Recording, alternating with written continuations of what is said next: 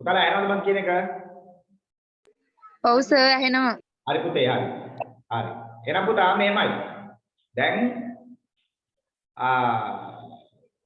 අපි රිවිෂන් වැඩසටහන පටන් ගත්තා මීට සති කිහිපයකට පෙරදී. දැන් මම හිතන්නේ සති 3ක් විතර වගේ වෙනවා අපි දේශගුණය කියන පාඩමට සම්බන්ධව තියෙන විෂය කාරණා සාකච්ඡා කරමින් ඉන්නේ. හරි. එතකොට අද අලුතෙන් සම්බන්ධ වෙන දරුවෝ මම හිතන්නේ කීප දෙනෙක් ඉන්නවා. අලුතෙන් එල්දෙනියේ ජාතික පාසලේ දරුවෝ කීප දෙනෙක් සම්බන්ධ වෙනවා මට මම දන්නවා හැටියට. ඒ නිසා ගැටලුවක් හදාගන්න එපා පුතේ අද සම්බන්ධ වෙනවා කියලා.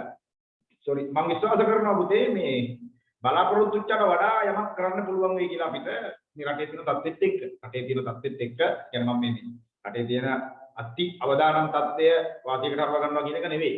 මේකක් නෙවෙයි කියන්නේ.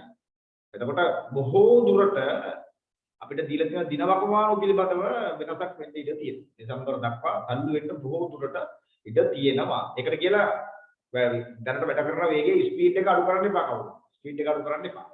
දැරිලා හරි මාස දෙකක් කරපෙත්තෙන් පිටිපස්සට පැනලා පුතා කිසි කතාවක් නැහැ පුතේ අපිට මේක තුනෙන් දෙකක් කවර් කරන්න පුළුවන් රිවිෂන් වැඩසටහන. එක. දෙවෙනි කාරණාව මම මේ පන්තිය පටන් ගන්නකොට ඔබට කිව්වා ඔබ මේ වෙනකොට ජියෝග්‍රැෆි වලට සම්බන්ධ වෙන පන්තියක් තියෙනවා නම් ඒකට සම්බන්ධ වෙන්න. ඒකට සම්බන්ධ නොවී ඉන්න එපා. මොකද මේක අතරමඟදී හම්බුනේ පන්තියක් ඔබට සහ මට. හරිද? ඒ නිසා අඩුම ගන්න රිවිෂන් එකක් පුතේ මාස 9ක්වත් කරන්න පුළුවන් ඒක සමස්තයම ආවරණය කරගන්න. දැන් අපි කරන්නේ දරුවන් සමග සාකච්ඡා කරලා අමාරු විෂය කාරණා මොකක්ද කියන එක කතා බහ කරලා සාකච්ඡා කරන එක. හරි? අපි දැන් දේශගුණයේ ඉවරන ගමන් අපි යනවා ලෝකේ කර්මාන්ත පාඩමට අපි යන්නේ. කර්මාන්ත පාඩමෙන් පෞද්ගලික ප්‍රශ්න පත්‍ර සාකච්ඡා කරලා අපි යම් ඔබ දැන් මේ වෙනකොට එකතු කරගත්ත කරුණු ටිකට ඒ ටිකත් එක්ක එකතු කරලා අපිට උත්තරයක් සාර්ථක උත්තරයක් ගලපා ගන්න තමයි අපි මේ try කරන්නේ. හරි? සාර්ථක උත්තරයක් ගලපා ගන්න මේ try කරන්නේ. එතකොට අපෝදාලට මතක් කරන්න ඕන පුතේ දැන් සමහරව හිතන් ඉඳී තියෙනවා 2020 අවුරුද්දට අහව ප්‍රශ්න වලින් මේ පාර අහන්නේ නැති වෙයි කියලා. එහෙම එකක් නැහැ. මම ඔබට කිව්වනේ ප්‍රශ්න හදන හැටි. ප්‍රශ්නේ හැදෙන්නේ කොහොමද කියන එක මම කිව්වා. මතක් කරා පන්ති. ඒ කියන්නේ තිත්ත විභාගයේ ඒ මාතෘකා සම්බන්ධයෙන් නිර්මාණය කරන ප්‍රශ්නයට ළමයින් 75ක් ලකුණු 180ට කිට්ටු කර ලකුණු ගත්තොත් විතරයි පුතේ ප්‍රශ්නේ අතාරින්නේ. ඒ ප්‍රශ්නේ අතාරින්නේ. ළමයි 150කටත් වඩා වැඩියෙන් ඒ ප්‍රශ්නේ ලකුණු 150ට වඩා නම් අඩු වෙන්න කරන් තියෙන්නේ. ඒ ප්‍රශ්නේ රිපීට් වෙන්න බොහෝ දුරට ඉඩ තියෙනවා. ඒ නිසා අනුමාන කරන්න බෑ පුතේ. උපකල්පනය කරන්න එපා. මේ පාර නැති වෙයි, මේ පාර මේකේ එහෙම කරා. හැම එකම මේව කරන්න. මම අන්තිම මාසෙදි කියන්න. යම් කාරණා ටිකක් මම අන්තිම මාසෙදි කියන්න මොකද්ද කියන තත්ත්වය. ඒ නිසා දැම්ම හදිස්සි වෙන්න එපා. උපකල්පනය කරන්න. හරි? එතකොට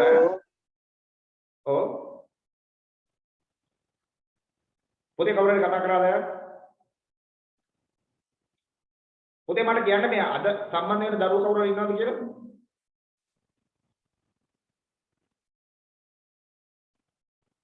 ඔව් සර් ඉන්නවා සර්. තෙල් දෙන්නේ නේ? ඔව් සර්. හරි පුතේ හරි. ආගෙන ඉන්න පුතේ අද සම්බන්ධ වුණා කියලා ගැටලුවක් හදාගන්න එපා. අපි ප්‍රශ්න වලට උත්තර ලියන රිවිෂන් වැඩසටහනක ඉන්නේ. අපි බලමු. අපි මේකේ දෙන්නෙක් ඉන්නේ. සර් මාත් ඉන්නවා. හරි පුතා හරි. එතකොට මේ අපි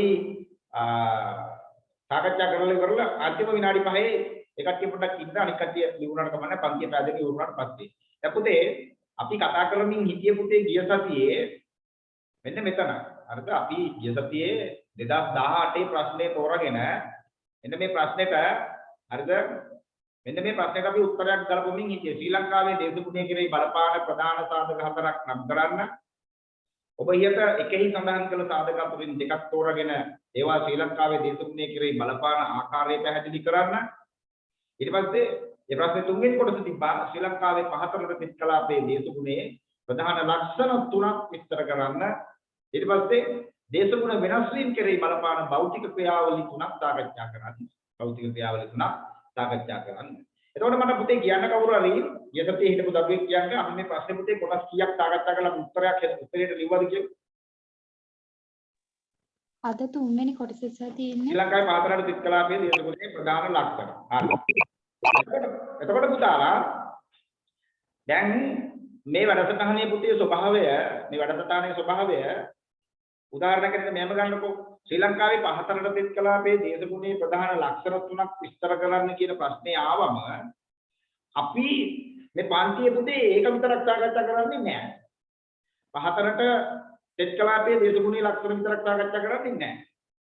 මේ ප්‍රශ්නෙත් එක්ක සම්පූර්ණයෙන්ම ලංකාවේ දේශගුණීය කලාප ඔක්කොම ටික සාකච්ඡා කරනවා අපි. සාකච්ඡා කරලා ඉවර වෙලා අදාළ උත්තරේ ලියනවා. හරිද? එහෙම තමයි යන්නේ. ඒ නිසා ඔය උත්තරේ විතරක් සාකච්ඡා කරලා අපි ඊළඟ එකට යන්නේ නැහැ. මොකද ඊළඟ පාර මේකම එන්නේ නැහැනේ. තව තියෙනවා ලංකාවේ දේශගුණ කලාප. හරිද? පාතරට තෙත් කලාපේ, පාතරට වීලි කලාපේ, කඳුරට තෙත්, කඳුරට වීලි. එහෙම තියෙනවා කලාප පහක් සුෂ්ඨ කලාපේ එහෙම.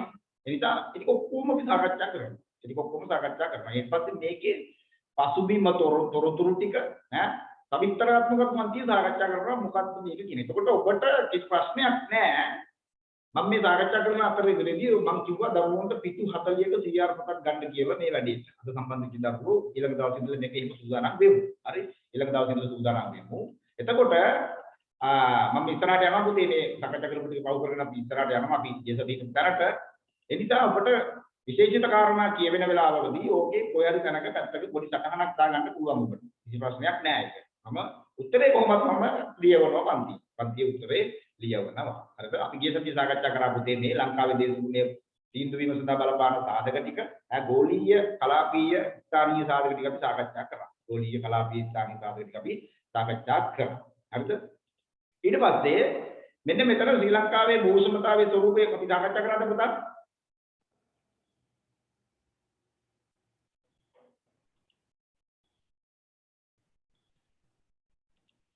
පුතේ මට ඔව් සර්. ආව මේකත් අපි නෝට් එක ලිව්වා. නෝට් එක ලිව්වා.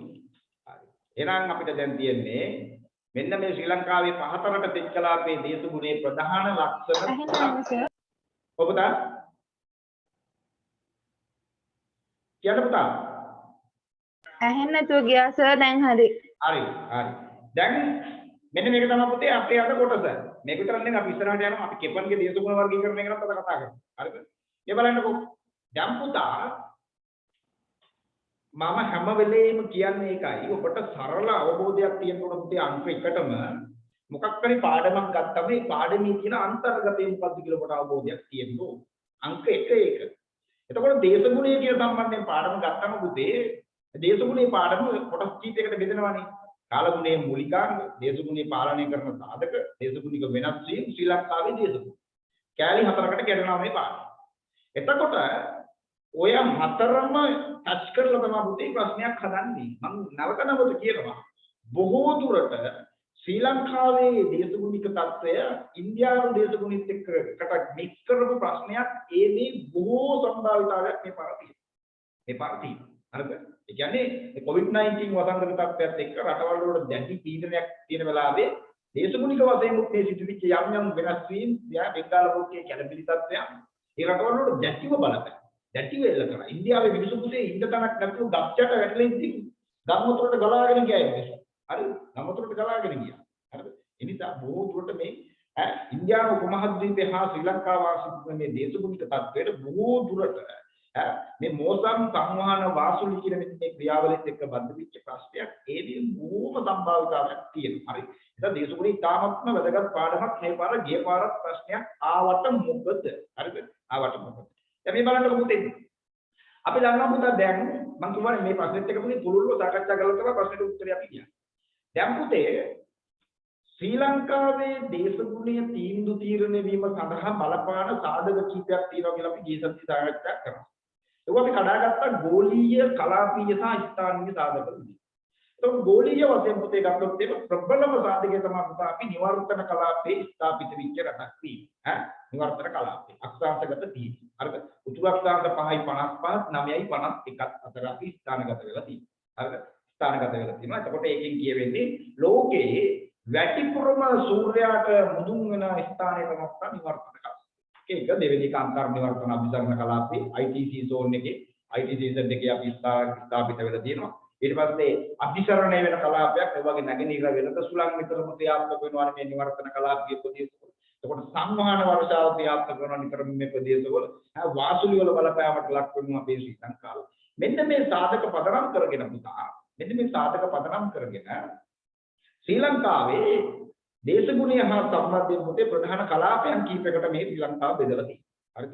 දේශගුණය විශේෂයෙන්ම වර්ෂාපතනය කියන සාධකයේ පදනම් කරගෙන කලාපයන් කීපයකට බෙදලා තියෙනවා. කලාපයන් කීපයකට බෙදලා තියෙනවා. ඔබ මේ දැක්ක ගමන් ඔබට පේනවා මේ තෙත් කලාපය, වේලි කලාපය, ශුෂ්ක කලාපය කියලා වෙන කොටස් වලට කඩලා තියෙනවා. මේ විදිහට මේ කලාප නම් කිරීම සඳහා විශේෂයෙන්ම පුතා ලංකාවේ භූමියේ පිහිටීම භූවිෂමතාවයේ ඉන්දියානු සාගරයේ බලපෑම දියවැල් වල බලපෑම සාගර ප්‍රවාහ වල බලපෑම ඒ විතරක් නෙවෙයි අන්තර්නිවර්තන අභිසරණ කලාපයේ ඉහළට පහළට දෝලණය වීම මෙන්න මේ කියන සාධක ටික ඔක්කොම මෙතන පුතේ හේතුවක් කියලා තියෙනවා.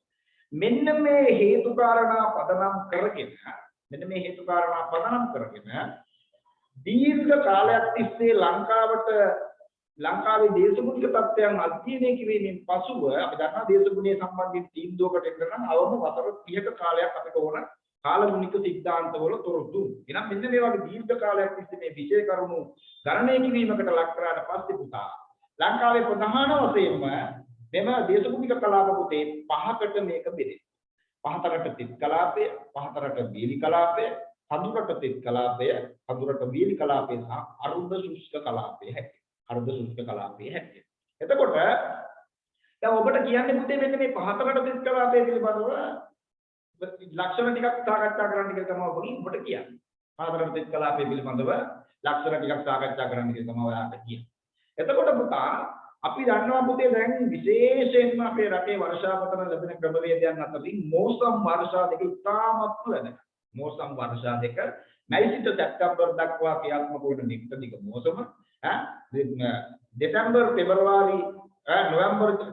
දෙසැම්බර් ජනවාරි පෙබරවාරි කාලේ ක්‍රියාත්මක වන ඉන්සානදිග මෝසම මෙන්න මේ වගේ විශාල වශයෙන් ලංකාවේ දේශගුණික කලාපයන් තීරණය කිරීම සඳහා ලොකු බලපෑමක් එල්ල කරලා තියෙනවා. එතකොට පුතේ දැන් අපි දන්නවා පුතේ මේ පහතරට තෙත් කලාපය කියලා කතන්දරේ කියනකොටම පුතේ ඔයාට ඔළුවට එන්න ඕන අදහසක් එන්න ඕන කඳුරට කියන කලාපයේ බෙදෙන්නේ පුතේ මුහුදු මට්ටමේ සිට මීටර් 300ට වඩා ඉහළ ප්‍රදේශ.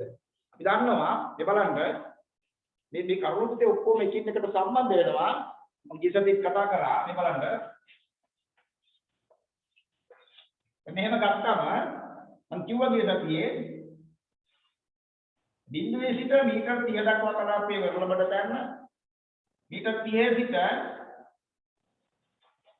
මේ ටික එතන වෙනවා 30 සිට 300 දක්වා කලාපයේ අභ්‍යන්තර තැන් කලා ප්‍රදේශය මේ ටික 300ට වැඩි කොටස මීටර් මුහුදු මට්ටමේ සිට මෙන්න මෙහෙම ලංකාවේ භූවිෂමතා කලාප නම් කරගෙන තියෙනවා වෙන් කරගෙන තියෙනවා. එතකොට මම ඒක කිව්ව ඔබට තේරුම් ගැනීම සඳහා මෙන්න මෙහෙම කතාවක්. මෙන්න මේක තමයි අපේ ශ්‍රී ලංකාවේ භූමියේ ස්වභාවය.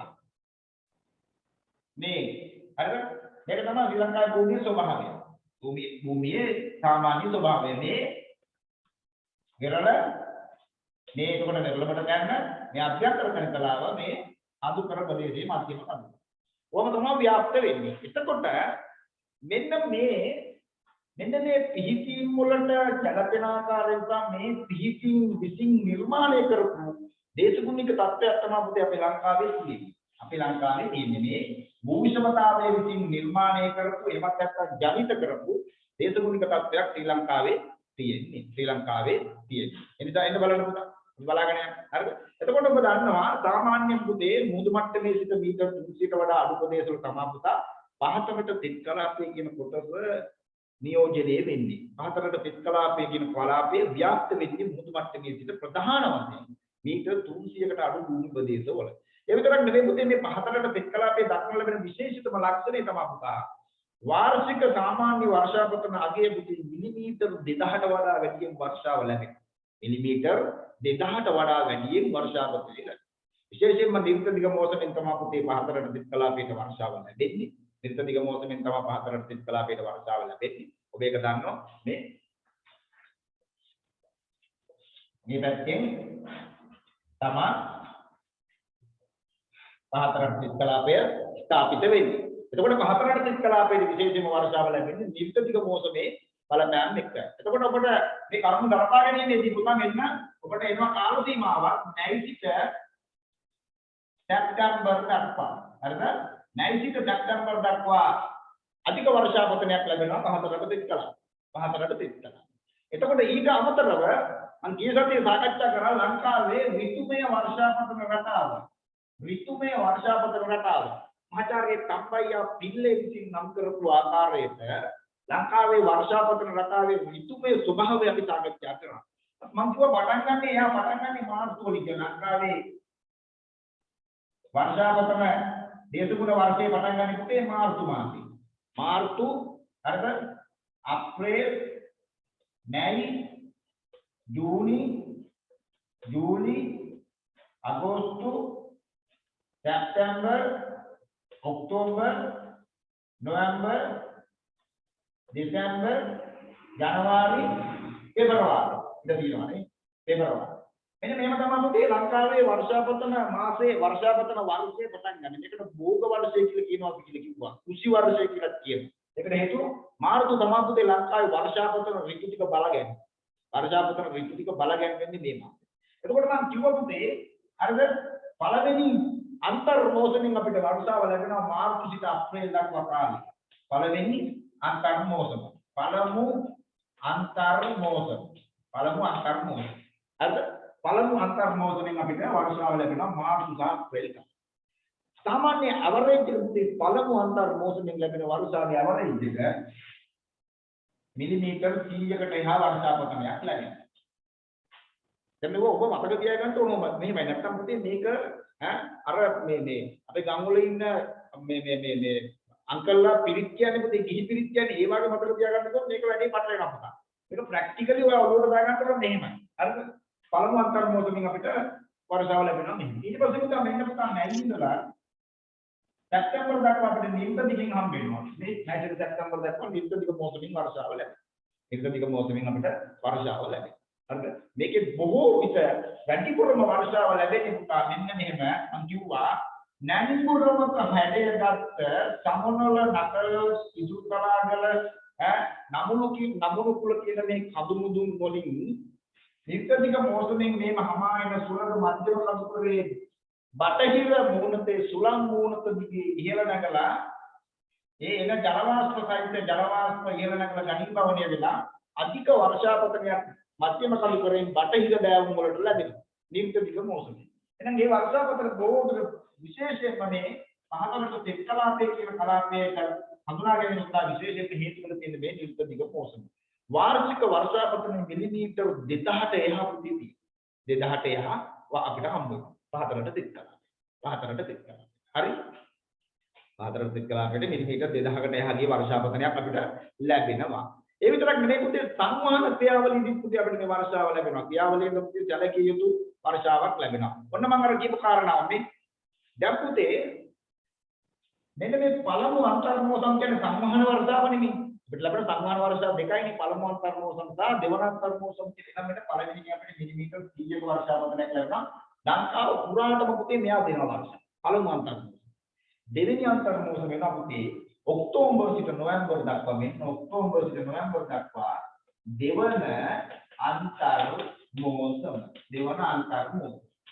දෙවන අන්තර් මෝසමේ පුතේ සාමාන්‍ය වාර්ෂික මිලිමීටර් 160ක විතර වර්ෂාපතනයක් අපිට හම්බ වෙනවා. මිලිමීටර් 60ක විතර වර්ෂාව.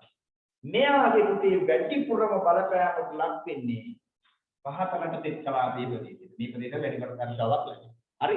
වැඩිපුර වර්ෂාවක් ලැබෙනවා. හරිද? ඒ නිසා පහතරට තෙත් කලාපයේ ඔන්න දැන් මම කරුණු කිව්ව පුතේ පෙළට මීටර් 300ට වඩා භූමි මට්ටමින් අඩු ප්‍රදේශ තමයි පුතේ පහතරට තෙත් කලාපයේ ව්‍යාප්ත වෙන්නේ.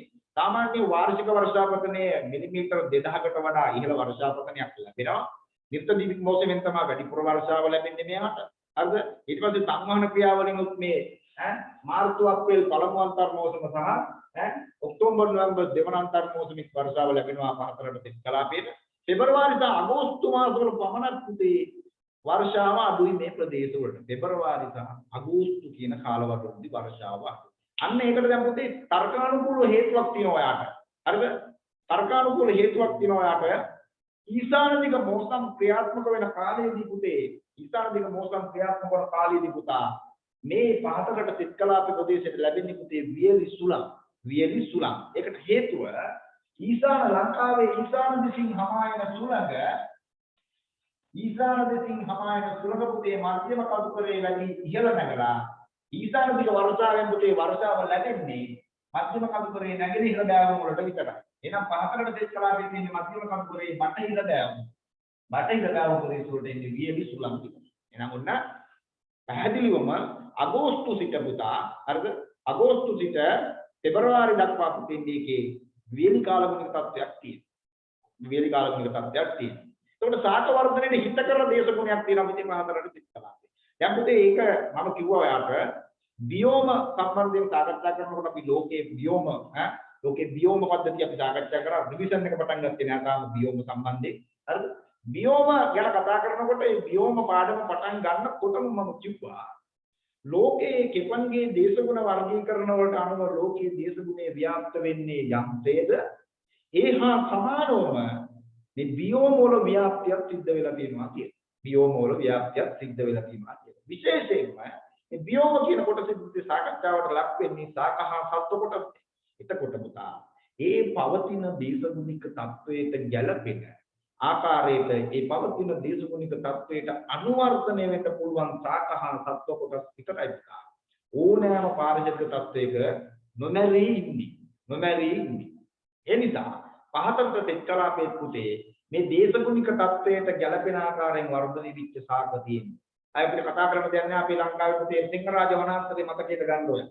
සිංහරාජ වනාන්තරේ මතකයට ගන්න. පහතරට සිත් කලාපයේ දේශගුණී සම්බන්ධයෙන් සාකච්ඡා කරනවා. ඒ නිසා අර නිවර්තන ඇමසන් වනාන්තරයේ වගේ ඉතාමත්ම ඉහළට වර්ධනය වෙන ඉතාමත්ම රූස්ස ගස් අන්තිමට ඉටිපන්දන් වගේ ගස් කිය ඍජුව වර්ධන ගස් හරිද කයිරු මුල් වලින් යුක්ත සාක හරිද ඊට පස්සේ මහෝගනි නා කළුවරාදී ගස් තියෙනවා පුතා මේ අපි පහතරට සිත් කලාපයේ වනාන්තරාශ්‍රිත හරිද ඊට පස්සේ ස්කන්ධ පුෂ්පීය සාක ඒ විතරක් නෙවෙයි ස්තරායනය ඉස්තර වශයෙන් තියෙන්නේ ඒක අර ඇමසන් වල වගේ තුනට සාමාන්‍ය විදිහට ඉස්තරායනේ මේක තියෙනවා අපේ මේ පහතරට සිත් කලාපේ වනාන්තරාශ්‍රිත ඒ විතරකුත් නෙවෙයි පුතා අර මීමන පාසි වැනි අපිශාකා බහුලව වැඩින විශේෂතම කාරණය තමයි පුතා මේ ශාක සදාහරිතයි අවුරුද්ද පුරාම ඒවා දලු දාන පත්‍ර හැලෙන්න කාලයක් නැහැ එම නැත්තේ අයියේ ඍතු ભેදයක් නැති නිසා එතකොට ලංකාවේ කෙපන්ගේ දේශගුණ වර්ගීකරණයට අනුව නම් තියෙන්නේ මොකද්ද? නිවර්තන මෝසම් දේශගුණයේ තියෙන පුතේ පහතරට සිත් කලාපයේ බහුල වශයෙන්. හරිද? බහුල වශයෙන්. ඒ නිසා ඔන්න පහතරට සිත් කලාපයේ ලක්ෂණ ටික. පුතේ පහතරට දැන් අලුතෙන් සම්බන්ධ වෙච්ච දරුවොත් මම මේකේ අපි ක්‍රමවේදයක් හදාගමු මේ පෞද්ගල සාකච්ඡා කරපු ටික ගලපගන්නේ කොහොමද කියන එක. ඒ නිසා දැන් ගිය සතියේ හිටපු දරුවෝ ලංකාවේ පහතරට සිත් කලාපයේ ලක්ෂණ කීපයක් ලියන්න කියලා තිබ්බේ පුතේ අපිට අපි ඒකට උත්තරයක් ඒකට තමයි උත්තරේ ලියමු අද සම්බන්ධ වෙච්ච දරුවෝ කමක් නැහැ පහතරට සිත් කලාපයේ ප්‍රධාන ලක්ෂණ කියලා ලියා ගන්න පහතරට සිත් කලාපයේ ප්‍රධාන ලක්ෂණ කියලා ලියන්න හරිද පුතාලා ඉන්නව නේද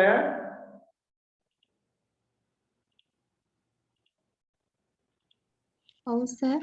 හරි පුතේ හරි පහතරට සිත් කලාපයේ ප්‍රධාන ලක්ෂණ මේක කියන්නේ ප්‍රශ්න කියන්නේත් එහෙමනේ. ප්‍රශ්න කියන්නේ 2018 විවෘත ශ්‍රී ලංකාවේ පහතරට සිත් කලාපයේ දේශගුණේ ප්‍රධාන ලක්ෂණ තුනක් විස්තර කරන්න. ප්‍රධාන ලක්ෂණ තුනක් අපෙන් අහන්න. හරිද? ප්‍රධාන ලක්ෂණ තුනක්. එතකොට පුතේ ලියන්න ශ්‍රී ලංකාවේ දේශගුණය පිළිබඳව අධ්‍යයනය කිරීමේදී ශ්‍රී ලංකාවේ දේශගුණික තත්ත්වයන් පිළිබඳව අධ්‍යයනය කිරීමේදී දේශගුණික තත්ත්වයන් පිළිබඳව අධ්‍යයනය කිරීමේදී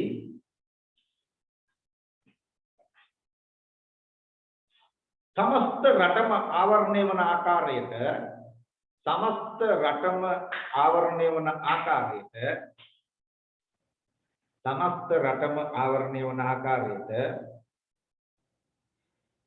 ප්‍රධාන දේශගුණික කලාපයන් පහකට බෙදා ඇත. ප්‍රධාන දේශගුණික කලාපයන් පහකට බෙදා ඇත.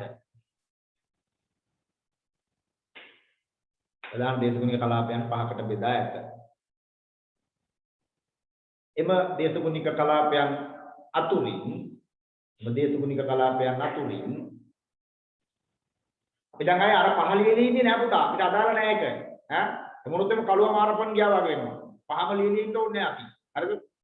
ඈ දේශපාලඥයෝ ප්‍රශ්න අහපු උත්තර දෙනවා වගේ සීන් එකක් වෙන හැමෝටම දෙන්න. කෙරි රබුත් කල්ලකින් අහනවා මේ ඊයේ මාධ්‍යවේදියෙක් ගරුවරුතුමා මේ සමාජ මාධ්‍ය තහනමකට ලක් කිරීම සම්බන්ධයෙන් තීන්දුවක් කැබිනට් එකේ සාකච්ඡා කරා කියලා ආරංචියක් තියෙනවා. ඒක ඇත්තද කියලාද? ඒකට මේ මනුස්සයා කියනවා මේමයි මේ සමාජ මාධ්‍ය ඇතුලේ එතික්ස් තියෙන්න ඕන, ඈ සම්ප්‍රදායන් තියෙන්න ඕන, සදාචාරය තියෙන්න ඕන. ඔය නිකන් ඔය අර මෙහෙම අල්ලන්නේ එහෙම ඔය වගේ නෑ. හරිද? පහතරට තිත් කලාපය ප්‍රධාන කලාපයක් හැටියට පහතරට තිත් කලාපය හඳුනාගත හැකියි.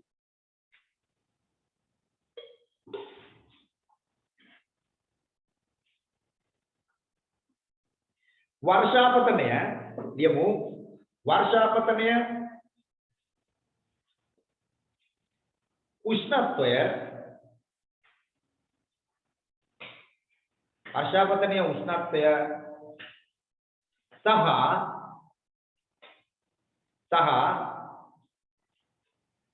සහ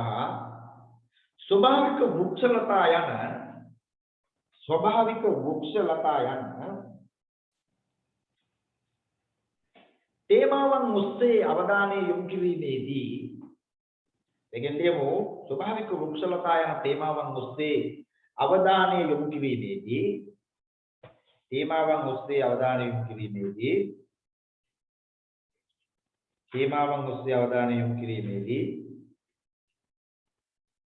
විශේෂිත ලක්ෂණ කීපයක් හඳුනා ගැනීමට තිබේ. විශේෂිත ලක්ෂණ කීපයක් හඳුනා ගැනීමට තිබේ.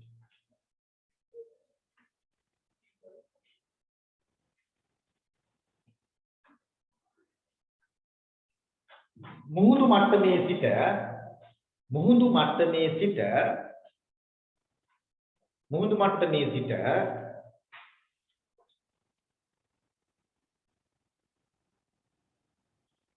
මීටර් 300ට වඩා අඩු ප්‍රදේශවල ඉක්මනට ලියමු.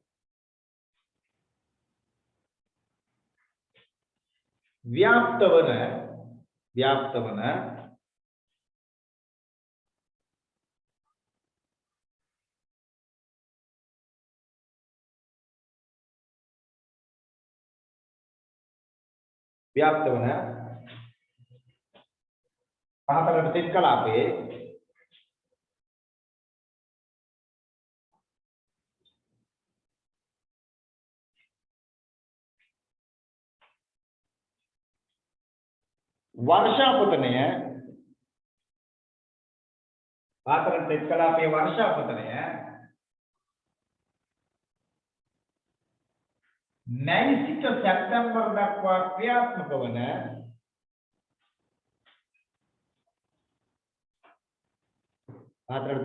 वर्षापतनය මැයි සිට සැප්තැම්බර් දක්වා ක්‍රියාත්මක වන මැයි සිට සැප්තැම්බර් දක්වා ක්‍රියාත්මක වන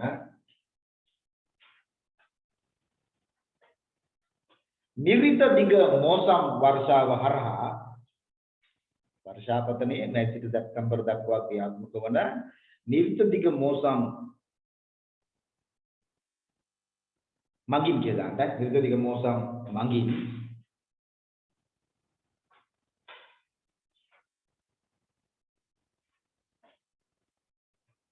නිරිත දිග මෝසම් මගින්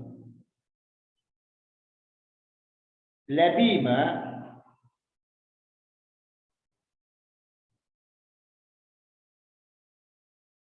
ඉතා වැදගත් කාරණයකි.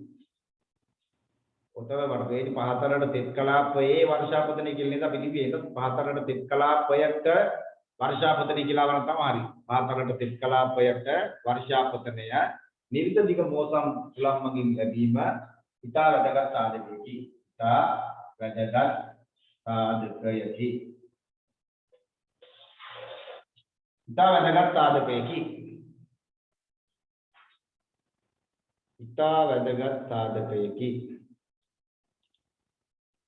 ඉතා වැදගත් සාධකයකි.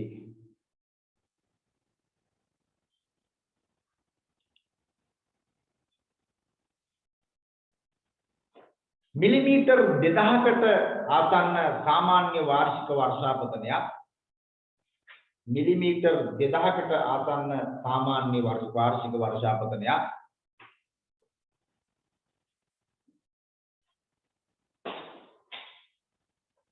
सामान्य वार्षिक वर्षापतनයක් सामान्य वार्षिक वर्षापतनයක්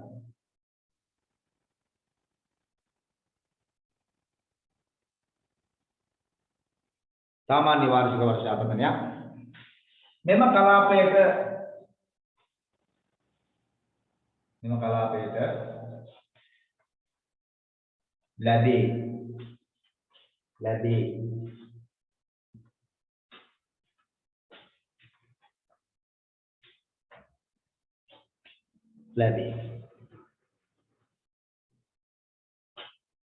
නිරිත දිග මෝසමට අමතරව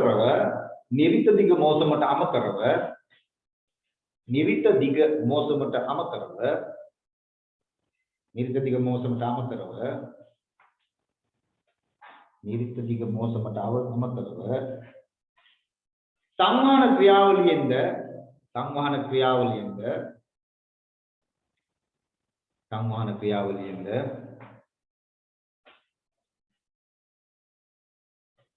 वर्षाव लැබෙන අතර සංවහන ක්‍රියාවෙන්ද वर्षाව ලැබෙන අතර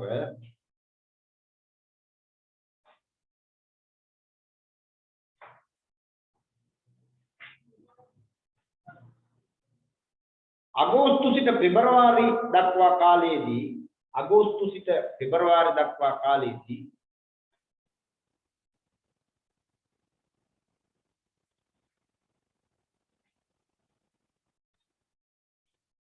පමණක්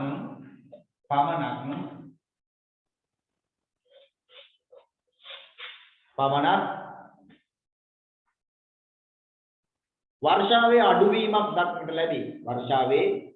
අඩුවීමක් දක්නට ලැබේ.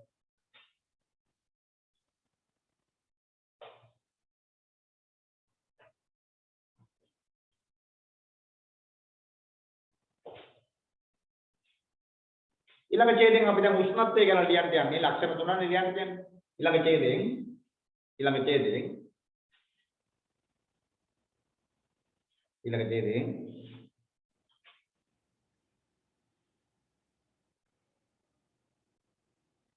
वर्षे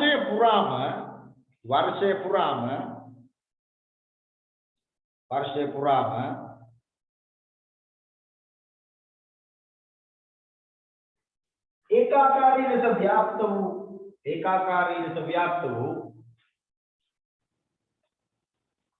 एकाकारी लෙස व्याप्त වූ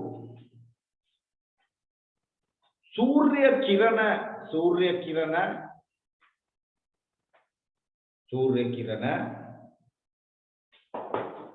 පතිත වීමක් සිදුවන බැවින් නිවර්තන කලාපයේ ලක්ෂණ. අන්න ඌ ආරම්භ විතරදී යූස් කරන්න ඕන. නිවර්තන කලාපයක් වසර පුරාම ඒකාකාරී ලෙස ව්‍යාප්ත වන සූර්ය කිරණ පතිත වීමක් සිදුවන බැවින්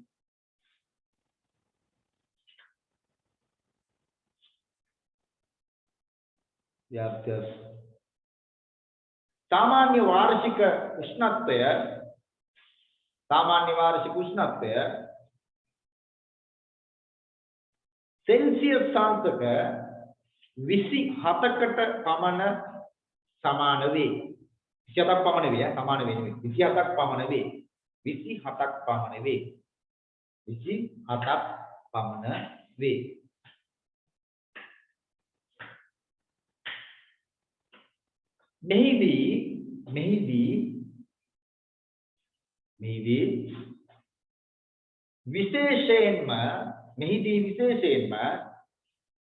මෙහිදී විශේෂයෙන්ම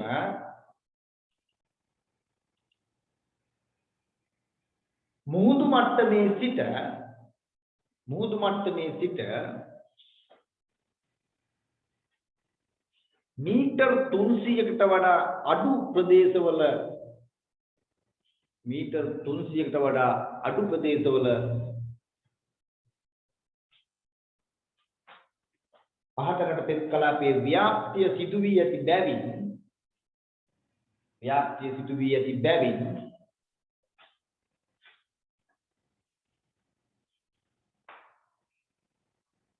මෙවැනි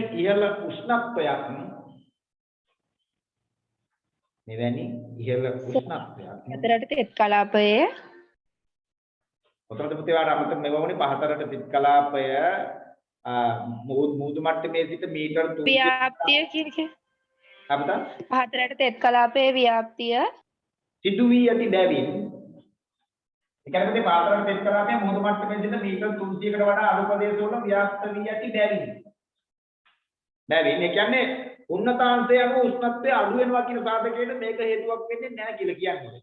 කියන්නේ මීටර් 300යි පුතේ. මීටර් 300කට වඩා අඩු ප්‍රදේශවල තමයි තෙත් කලාපයේ ව්‍යාප්ත වෙන්නේ. නමුත් හතුරට තෙත් කලාපයේ එනකොට පුතා මේ පැත්තේ ඔය මාලිගොඩ කෙලින්වත් නුවරඑළිය මේ පැත්තට එනකොට පුතා මෙහි උෂ්ණත්වය අඩු වෙලා තියෙනවා උච්චත්වය අනුව. මුහුදු මට්ටමේ සිට ඇති උෂ්ණතාංශය අනුව. නමුත් පහතරට තෙත් කලාපයේ මීටර් 300කට වඩා අඩු සීමාවේ ව්‍යාප්ත වන බැවින් මේකේ අර උන්නතාංශය උෂ්ණත්වය අඩු වෙනවා කියන සාධකයට මේකට තියෙන වාසිය වැඩි. උෂ්ණත්වය ඉහළින් කියන්නේ. ඒක මම මේ කියන්නේ දැන්. පහතරට තෙත් කලාපයේ මුහුදු මට්ටමේ සිට මීටර් 300කට වඩා අඩු ප්‍රදේශවල ව්‍යාප්ත වී ඇති බැවින් වසර පුරාම ඉහළ උෂ්ණත්වයක් වාර්තා වීම සඳහා හේතුවක් වී ඇත. පරාමිතර ලියන්න උෂ්ණතාංශය අනුව උෂ්ණත්වය අඩු වීම. උෂ්ණතාංශය අනුව උෂ්ණත්වය අඩු වීම.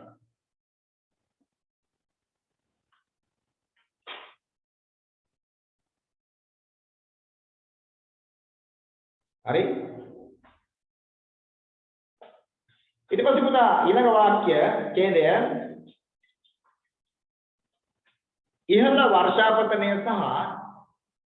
ඉහළ වර්ෂාපතනය සහ උෂ්ණත්වය ඉහළ වර්ෂාපතනය සහ උෂ්ණත්වය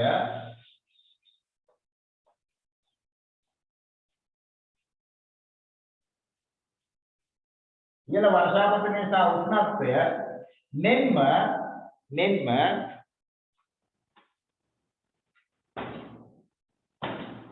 ඒ හරහා නිර්මාණය වන පාංශු තත්වයන් මත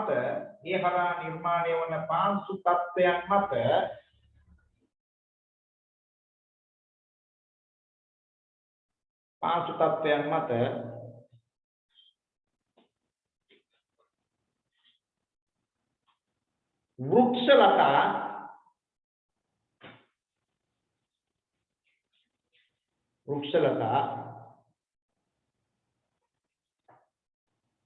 පහතරට තෙත් කලාපේ හඳුනා ගන්නට තිබේ. පහතරට තෙත් කලාපේ හඳුනා ගන්නට තිබේ.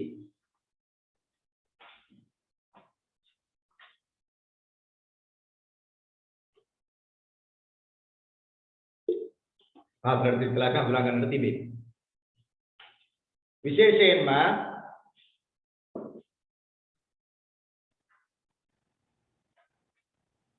උෂ්ණ සහ සීත ඍතු දක්නට නොමැති නිසා දැන් පුතේ පොයින්ට් අවුට් කරන්න ඕන. දැන් පොයින්ට් ලියමු නැත්නම් ඔකට ඔයාලට කාලය යනවා වැඩි වෙනවා ප්‍රශ්නෙට. උෂ්ණ සහ සීත ඍතු දක්නට නොලැබෙන නිසා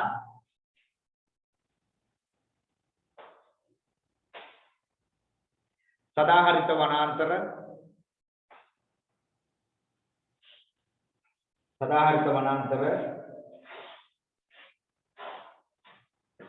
මෙහි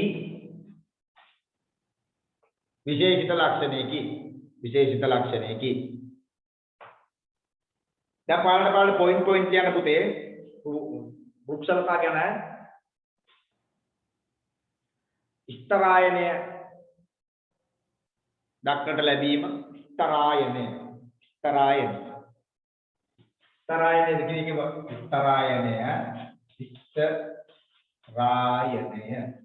වරහන් ඇතුලේ නිරු වියන් උපවියන් වරහන් සර් වරහන් ඇතුලේ මොකද්ද? පුතේ වරහන් ඇතුලේ තප්පරකින් මම මේක ඕපන් කරනවා නම් මේ තියෙන්නේ වරහන් ඇතුලේ දැන් ස්තරායනයේ දක්නට ලැබීම කියන එක ඇතුලේ වරහන් ඇතුලේ මේ ස්තරායනයේ දෙවට කියන පුතා නිරු වියන් උපවියන් කියලා ස්තර ටිකක් තියෙනවානේ. අර ඇමazon වනාන්තර වල තිබෙ ටික ඒ වගේම ඊට සමානව අපේ පහතරක් දෙක කලාපයේ බොහෝමයක් වනාන්තර වල මේ ලක්ෂණ තියෙනවා. ස්කන්ධ පුෂ්පීය සාක ස්කන්ධ පුෂ්පීය සාක ස්කන්ධ පුෂ්පීය සාක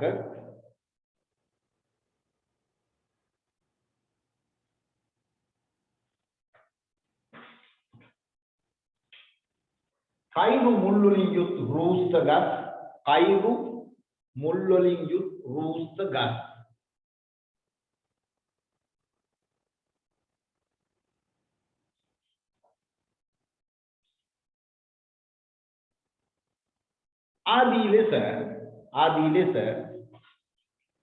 ආදී ලෙස එම කලාපේ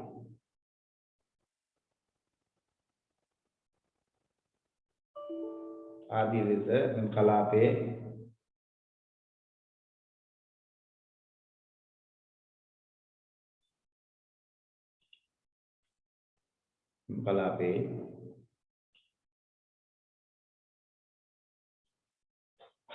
वर्षापतने उष्णत्वे सह वृक्षलता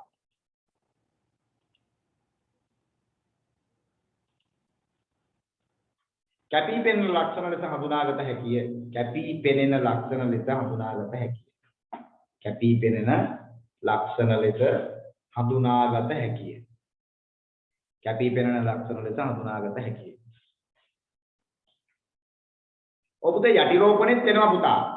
ඒ කියන්නේ දැන් මේ පුතේ මෙවුවා බොහොමයක් තව නිවර්තන වර්ෂාවනාන්තර ගණයට වැටෙන්නේ. එතකොට නිවර්තන වර්ෂාවනාන්තර ගණයට වැටෙනකොට මේ වෘක්ෂලතා ඒ වගේ ස්තරායනයේ ප්‍රබල සාධකයක්. ස්තරායනයේ නිර්මාණය වෙලා තියෙන්නේ ඉතාමත්ම බහුල ජෛව විවිධත්වයකින් යුක්ත වැඩි ඝනත්වයකින් යුක්ත මේ වනාන්තරවල ශාක වර්ධනය වෙලා තියෙනවා.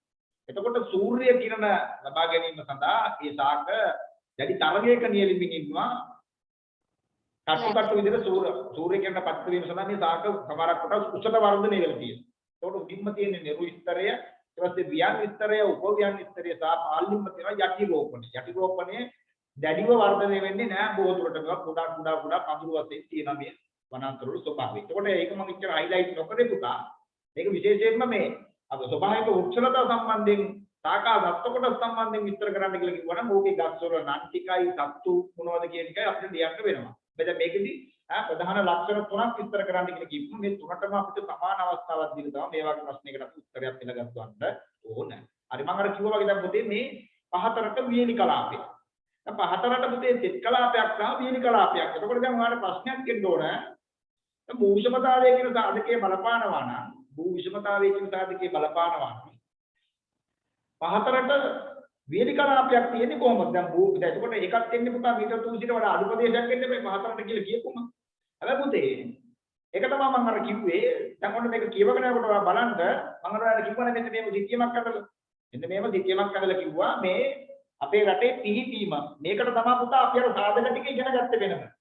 කලාපීය සාධක ටික ඉන්දියානු උපමහාද්වීපයට දකුණින් පිහිටා තිබීම, බෙන්ගාල බොක්කට සාපේක්ෂව අපි ස්ථානගත වීම, ඉන්දියන් සාගරයේ රූපතක් වීම, ඊට පස්සේ දකුණු සමක දියවැල, දකුණු සමක උණුසුම් දියවැලේ බලපෑම් වලට ලක් වීම, තේරුණාද? අපි ඒක සාකච්ඡා කරානේ. අන්තර්නිවර්තන අභිධර්ම කලාපයේ ස්ථාපිත වීම මෙන්න මේ සාධකත් එක්ක පුතා මේ බලන්න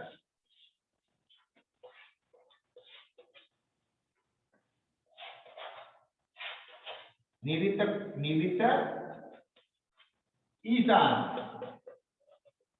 හරි නිවිත ඊසාන.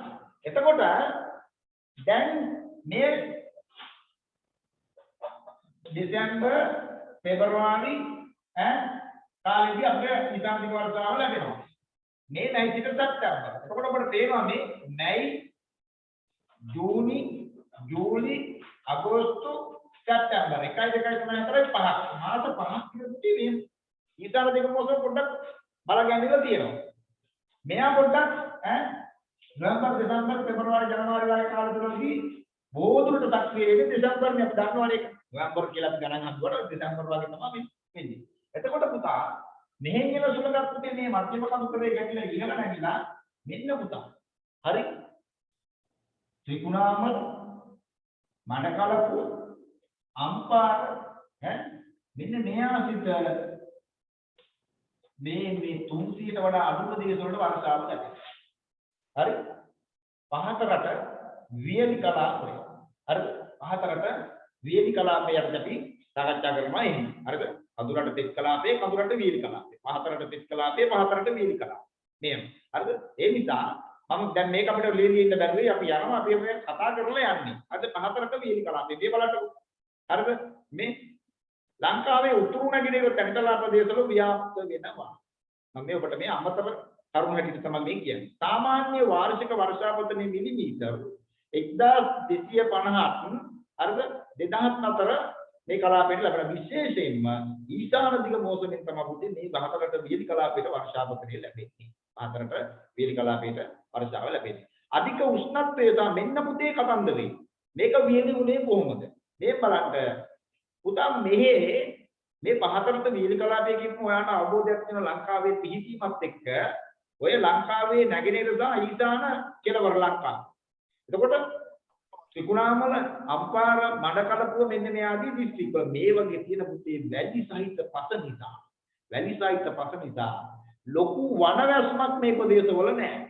ලොකු වනවැස්මක් මේ ප්‍රදේශවල නැහැ. ඒ නිසා පුතේ වර්ෂාව ලැබෙනවා අරකටම සමානව තෙත් කලාපේ මිලිමීටර් 2000ට අඩුයිනේ. මේ පුතේ 2000කට ආසන්නව ලැබුණා මොකද පුතා? මේ නිවර්තන කලාපීය ප්‍රදේශයක රටක් පුතා වසර පුරාම ඒකාකාරී සූර්ය කිරණ පතනයක් සිද්ධ වෙනකොට මේ බලන්න වෙන දේ පුතා මෙහෙට ලැබෙන වර්ෂාපතනයෙන් ලැබෙන ජලය පුතේ ලැබෙනවට වඩා වැඩි ප්‍රමාණයක් වාෂ්පීකරණයට ලක් වෙනවා. එහෙනම් ජල අතිරික්තයක් නැහැ. පහතරට තෙත් කලාපේ ජල අතිරික්තයක් තියෙනවා. අනේක මතක් වෙච්ච උනේ එතෙන්දත් එක ලියා ගන්න තෙත් කලාපේ පුතේ ජල අතිරික්තයක් තියෙනවා. ඒ කියන්නේ වාෂ්පීකරණයට වඩා පුතේ වර්ෂාව ලැබෙනවා. හැබැයි පහතරට වියලි කලාපේ වර්ෂාවට වඩා වාෂ්පීකරණයට යන්න වෙනවා. මොකද පසේ ස්වභාවයත් එක්ක වාෂ්පීකරණයෙන් ජලය වාෂ්ප වෙලා යනවා. එහෙනම් ඔන්න පහතරට වියලි කලාපේ ලක්ෂණ. ඒකට තෙත් කලාපේට නිර්තදිග මෝසමින් වැස්ස ලැබෙනවා. පහතරට වියලි කලාපේට ඊශාන දිග මෝසමින් වර්ෂාව ලැබෙනවා. එතකොට එහි වාෂ්පීකරණය වර්ෂණයට වඩා වැඩි. පහතරට තෙත් කලාපේ වාෂ්පීකරණයට වඩා වර්ෂණය වැඩි. අනුලෝම ප්‍රතිලෝම විදිහට මතක තියාගත්තම ඔයාලට මේක අමතක වෙන්නේ නැහැ පුතා. එතකොට ඉහළ උෂ්ණත්වයක් තියෙනවා සෙල්සියස් අංශක 27කට ආසන්න උෂ්ණත්වයක් ඒ වාර්තා වෙනවා පහතරට වියලි කලාපය. ඊට පස්සේ පුතා අපිට හම් වෙනවා කඳුරට තෙත් කලාපය. ඒකත් ඉතාමත්ම ලීසි වාට මතක තියාගන්න මේ බලන්නකො. මාතලේ මහනුවර නුවරඑළිය හපුතලේ. මාතලේ මහනුවර නුවරඑළිය හපුතලේ යන නගර යාකොට රේඛාවක් ඇඳ විට එම රේඛාවෙන් බටහිර කොටස කඳුරට තෙත් කලාපයට අයත් වෙනවා අතර නැගෙනහිර කොටස කඳුරට වියලි කලාපයට අයත් වෙන්නේ. මෙන්න මෙහෙම බලන්නකො. මෙහෙම කරොත් එහෙම ඔයා දැන් පුතා මාතලේ ඉඳලා බස් එකකට නගිනවා.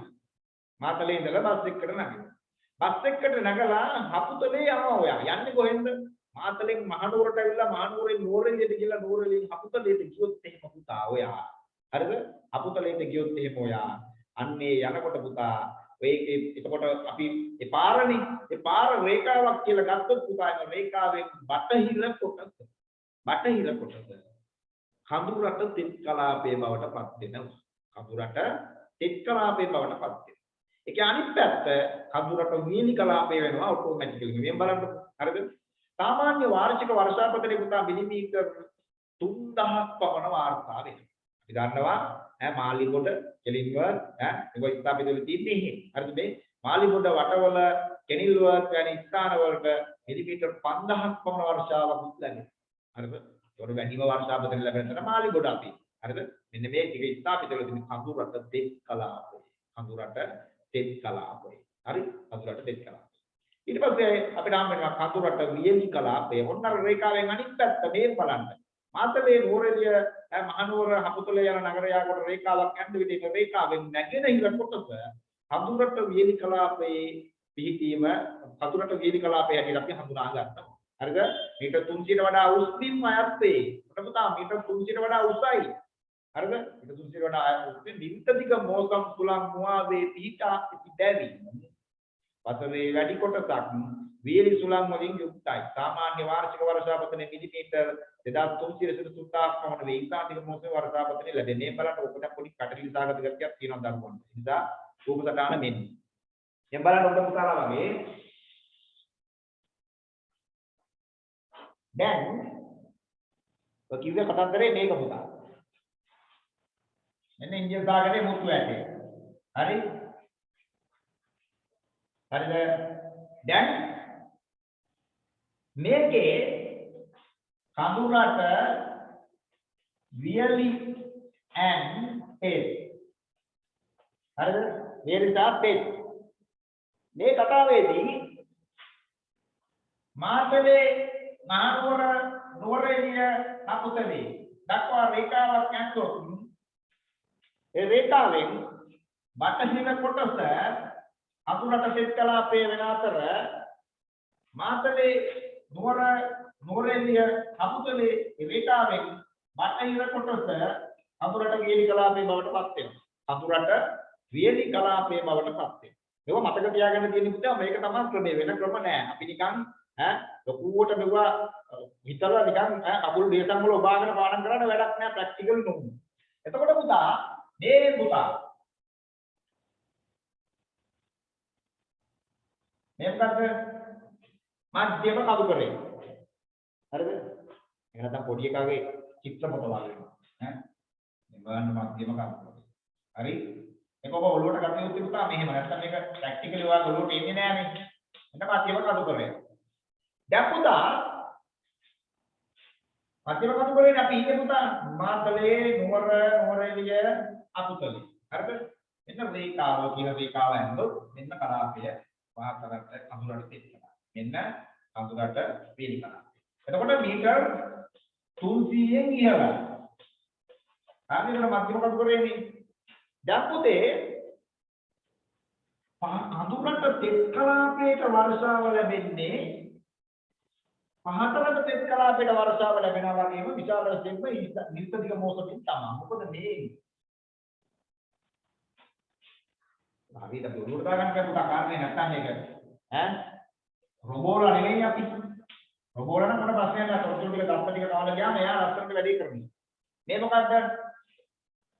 මුදුන මොකද්ද? පිජුරු තලාන. ඒ මධ්‍යම කඳුකරේ නේ මේ මධ්‍යම කඳුකර. දැන් ඔය කියන්නේ මොකද්ද පුතේ? ඔය කියන්නේ පුතාලා මේ මධ්‍යම කඳුකරේ බටහිර බෑවුම්ගත ප්‍රදේශය කඳුරට තෙත් කලාපය වන අතර මධ්‍යම කඳුකරේ නැගෙනහිර බෑවුම්ගත ප්‍රදේශය කඳුරට වියලි කලාපය වේ. ඕක තමයි කිව්වේ. හරිද? එහෙනම් මේ සිද්ධ වෙන්නේ නිර්තතික මොහොතන් එනකොට මෙන්න පුතා මේ විශාල දුරක් ගෙවාගෙන ඉන්න ඉන්දියන් සාගරේ විශාල දුරක් ගිහිල්ලා පෘථිවි අපක්‍රමණ බලය ඒවත් කොරියෝලිස් බලය හේතු කොටගෙන මෙවුවා වෙන දොස්ලන් වල බලපෑම හේතු කොටගෙන ඉන්දියන් සාගරයේ හරහා ජල වාෂ්ප සහිත සුළං මේම ඇවිල්ලා ඊසා නිර්තතිකයෙන් ලංකාව දෙසට ඇවිල්ලා මේම ඇවිල්ලා මධ්‍යම කඳුකරේ එන්නේ මේ ගැටෙනවා. ගැටුණාට පස්සේ සුළං මූර්ත දිගේ ඉහළට ජල වාෂ්ප සහිත සුළඟ වියල යනවා. ඊට පස්සේ ඝනීභවනය වෙලා මධ්‍යම කඳුකරේ බටහිර බෑවුමට මැයි සිට සැප්තැම්බර් දක්වා කාලයේදී අධික වර්ෂාපතනයක් ලබා දෙනවා. එතකොට මෙහෙටත් වහිනවා. මේකත් ඇහැර තමයි ලංකාවේ මේකත් වහින්නේ. මේකත් ගැටෙන්නේ. තේරුණාද? එහෙනම් මේක කඳුරට තෙත් කලාපයයි පහතරට තෙත් කලාපයයි එකම පැත්තක තියෙන්නේ. කඳුරට වියලි කලාපයට මොකද වෙන්නේ? එතකොට මේ ආපු සුළං මෙහෙට වැටිලා ජල වාෂ්ප ටික ඔක්කොම මේක වැස්ස විදිහට ලැබිලා ඒ සුළං යන්නේ කොහෙද පුතේ මේ? යන්නේ ඉන්දියාවේ අඩුපීඩන තීර ඩොල්ඩ්‍රම්ස් තීර අන්තර්නිවර්තන අභිතරණ තීර ITC zone එක තියෙන දැන් ඉන්දියාවේ එහෙට යන්නේ මේ යන්නේ පැය දැන් මේක ලස්සන දුන්නා දැන් මෙයා යන්න ඉන්දියාව බලන්න ඉන්දියාව වල යන්න මේ යනකොට මෙහෙට මධ්‍යම කඳුකරේ නැගෙනහිර බෑවුම් කියන මේ කඳුරට වියලි කලාපයට වියලි සුළං ලැබෙන්නේ රැස්ස නැහැ. වියලි සුළං ලැබෙන්නේ. මෙහෙට රැස්ස ලැබෙන ටික ලැබෙන්නේ පුතා මේ න්‍යාය. ඊසාන දිග පොතේ. ඊසාන දිග මෝසමෙන් එනකොට මේවා ඇත්තටම මේ නිර්ත දිග මෝසමේ තරම් පුතා ජල වාෂ්ප ඊසාන දිග මෝසම සුළං වල නැහැ. මොකද හේතුව මෙවුවා එන්නේ ඉන්දියානු උපමහද්වීපය හරහා. ඉන්දියානු උපමහද්වීපය හරහා. හැබැයි පොඩි ඩාන්ස් එකක් අපිට තිබ්බා. මෙන්න ඉන්දියාව, මෙන්න ශ්‍රී ලංකාව මේ උපමහද්වීපය හරහා එන සුළං පුතා කොටසක් බෙන්ගාල බොක්ක හරහා එනවා. බෙන්ගාල බොක්ක හරහා එනවා ඊසාන දිග. ඒ නිසා මෙන්න මේ කොටසේදී ලැබෙන ජල වාෂ්ප ටික මෙයාට හම්බ වෙනවා. එහෙනම් මේට සාපේක්ෂව ඊසාන දිග මෝසමේ ජල වාෂ්ප ප්‍රමාණය අඩුයි. ඒ නිසා මෙන්න මෙහෙන් ලැබිලා මේ දැන් මෙහෙන් ඉහළ ගිය බෙව්වා. දැන් ඉහළ යන්නේ මේ පැත්තේ. මේ දැන් මේ නිර්ත කෙලවර නෙවෙයි ලංකාවේ ඉන්නේ. මෙන්න ඊසාන දිගින් ආපු වෙන ජල වාෂ්ප අරතරන් නැති වුණත් කියන ලෝක මෙහෙන් ඉහළ ගියා. මේ වැඩිම වෙලා ගණීභාවනේ වෙලා මෙහෙට මධ්‍යම කන්දරේ බටහිර බෑවුම් පොරි නැගෙනහිර බෑවුම් වර්ෂාවකනේ ලැබෙනවා ඊසාන දිග මෝසම නොවැම්බර් දෙසැම්බර් ජනවාරි පෙබරවාරි මේ පැත්තට වියලි සුළං යනවා මේ කාලේ තමයි පුතාගේ මහතලට තෙත් කලාපයක පෙබරවාරි අගෝස්තු පෙබරවාරි කාලේ වර්ෂාව අඩුයි කියලා කිව්වා බොරම් බලන්න දැත්තවල පොලි වාලිය මුත්තේ මහතලට තෙත් කලාපයක වර්ෂාව අඩුවෙන් ලැබෙනවා ඊසාන දිග මෝසම් සක්‍රිය වෙන කාලේ හරිද? එහෙනම් ඔන්න පුතේ ඕක ඔමයි පුතේ ලංකාවේ දේශගුණික කලාප සම්බන්ධයෙන් කතන්දරය ඔබ මතකයේ තියාගත්ත මතකයේ තබාගත යුත්තේ ඔය විදියට. මේ බලන්න කඳුරට වේවි කලාප. දැන් කලාප හතරක් ඉවරයි. පස්වෙනි එක අන්තිම එක. මෙන්න පුතා. අර්ධ ශුෂ්ක කලාපය. අර්ධ ශුෂ්ක කලාපය. මේකේ කතන්දරය අපි හොඳටම දන්නවා නේ. මේකේ කතන්දරය අපි හොඳටම දන්නවා. මෙන්න ලංකාවේ අර්ධ ශුෂ්ක කලාප දෙක ශ්‍රී ලංකාවේ වයඹ මන්නාරම් පැත්තේ තියෙන පටු තීරුවයි ශ්‍රී ලංකාවේ ගිනිකොන කොනේ තියෙන ගිනිකොන පැත්තේ තියෙන නෑ අම්බත්තොට ආශ්‍රිත තියෙන ප්‍රදේශ. අන්තිම මේ දෙක මෙහෙම නිර්මාණය වෙන්න හේතු පුතා මෙච්චර මේ චූටි දූපතක් පිටචම පුතා මේ පුංචි තිතක් වගේ රටක් මේක. මේ ඉන්දියන් සාගරයත් එක්ක බලපුවා. තිතක් වගේ. නමුත් මේ කලාපයන් දෙකට වර්ෂාව නෑ. ලංකාවේ භූමිශකතාවේ ලංකාවේ දේශගුණයේ තීව්‍ර කිරීම සඳහා හේතුවක් මේ කොහොමද කියන කාරණාවෙත් අපි මේක විස්තර කරනවා. මේක විස්තර කරනවා. වර්ෂාව ලැබෙන්න පුතා මේ මුහුදු ආශ්‍රිතව ගොඩබිම් දෙසට එන සුළඟ ජල වාෂ්ප සහිත වෙන සුළං පුතේ වායු ගෝලයේ ඉහළ නැගීමක් සිද්ධ වෙන්න ඕන. ඒක මෙහෙම කියනවා නම් මෙන්න මෙහෙම තපංග.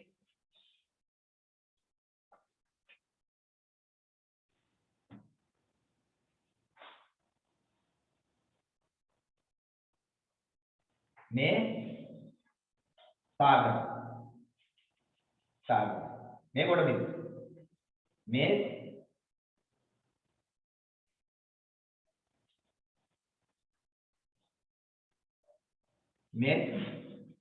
සාගර මේ ගොඩබිම් දැන් ඔය මෙතනයි හරිද මෙන්න මේ වගේ මුළු බීජීමක් තියෙනවා මූඩු මට්ටමේ සිට බිඳුවේ සිට 30 දක්වා කලක්. මේකේ මේ පුතේ කඳු නැහැ කියලා මෙතන මොකද්ද වැඩි හිමිකම්. එයා උසමදි. මේ පැත්තේ පුස්කඳු කර නැහැ කන සමතලා බිත්තිය. එහෙනම් නිවිත දිග මෝසමෙන් එන සුළං පුතේ මේ පුතේ ජල වාෂ්ප සහිත වෙනවා සාගරය හරහා. කිසි දෙයක් නැහැ පුතා ස්මූත්ලි යනවා ගලාගෙන යනවා. ඉහළ නැගීමකට ලක් වෙන්නේ නැහැ. මේ සුළං වලට ඉහළ යන්න විදියක් නැහැ. ගමි බවනේ වෙන්න බෑ වැස්සලා දෙන්න. කිසි දෙයක් නැහැ පුතේ මේ හෝන් එකක්වත් ගහන්න නැහැ අදුක කරා. හරිද? හෝන් එකක්වත් නැහැ හෙඩ්ලයිට් ගහගෙන යනවා ඇම්බියුලන්ස් එක වගේ නවත්තන්නේ. මේ එහෙම නැහැ. වෙන්න එනවා. බඩු බස් එකේ දාගෙන ඉහළ නගිනවා. හරිද? ඉහළ නැගලා මහන්සි. අයියෝ දැන් නැති කන්ද පුතේ පොඩි වෙලාවක් ඉඳන් බර වැඩි අපිට. ඈ ජලවාෂ්ප ගොඩයිනේ බර වැඩි දැන් කන්ද නැග්ගනේ.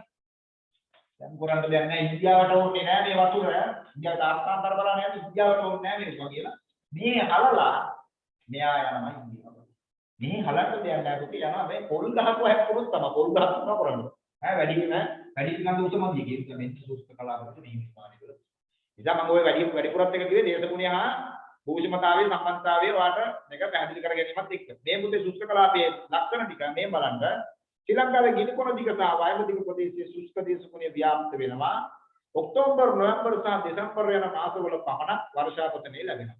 ඔක්තෝබර් සහ නොවැම්බර් කියන කාලයේදී වර්ෂාව ලැබෙන්නේ ඔක්තෝබර් නොවැම්බර් දෙසැම්බර් කියපුවාට ඔයාලට ටක්කාල මීටර වෙන්න ඕන මේ ලැබෙන්නේ දෙවනන්තර මෝසම සහ වාසුලි මගින් ක්‍රියාත්මක වෙන වර්ෂාව. ඇයි එහෙම වෙන්නේ? දැන් මේක මතක තියෙන්නේ නෑ දරලා අපිට. මේ බලන්න ඇයි එහෙම වෙන්නේ? මං කිව්වා ඔක්තෝබර් නොවැම්බර් කාලයේදී දෙවනන්තර මෝසම ක්‍රියාත්මක වෙනවා. එයා කෝල් අයිලන්ඩ් දෙනවා වැඩි. මුළු ලංකාවටම දෙනවා. එයා. පළවෙනි අන්තර් මෝසම වගේ නෙවෙයි. දෙවෙනි අන්තර් මෝසම මුළු රටම වහිනවා. මම අර සම්පූර්ණ පාඩ කරපු සිටීමක් වෙන්නේ ඒවා. ඊට පස්සේ වාසුලික් පුතේ බලගන්නේ විශේෂයෙන්ම ඔක්තෝබර් නොවැම්බර් දෙසැම්බර් කාලවලදී. බුරේදී ආපු දවස් වල බලන්න. මේ ලෙන්ගානමොක්කේ නිර්මාණය වන වාසුලි තත්ත්වයන් මම කිව්වා ශ්‍රී ලංකාවේ නැගෙනහිර සහ ඊශාන දිශාවෙන් ලංකාවට ඇතුළු වෙලා උතුරුමඩ පළාත් සහ උතුරු පළාත සහ වයඹ කෙළවරින් මේව පිට වෙලා යනවා කියනවා. වයඹ දෙසින් පිට වෙලා යනවා කියනවා. එහෙනම් මේක ඇත්තටත් වැටෙන්නේ වර්ෂාව ඔක්තෝබර් නොවැම්බර් වලදී. මේ පැත්තට වෙන්නේ දෙවනන්තර මෝසම වර්ෂාවෙන් ලංකා පුරාටම වැසිලා වෙනවානේ.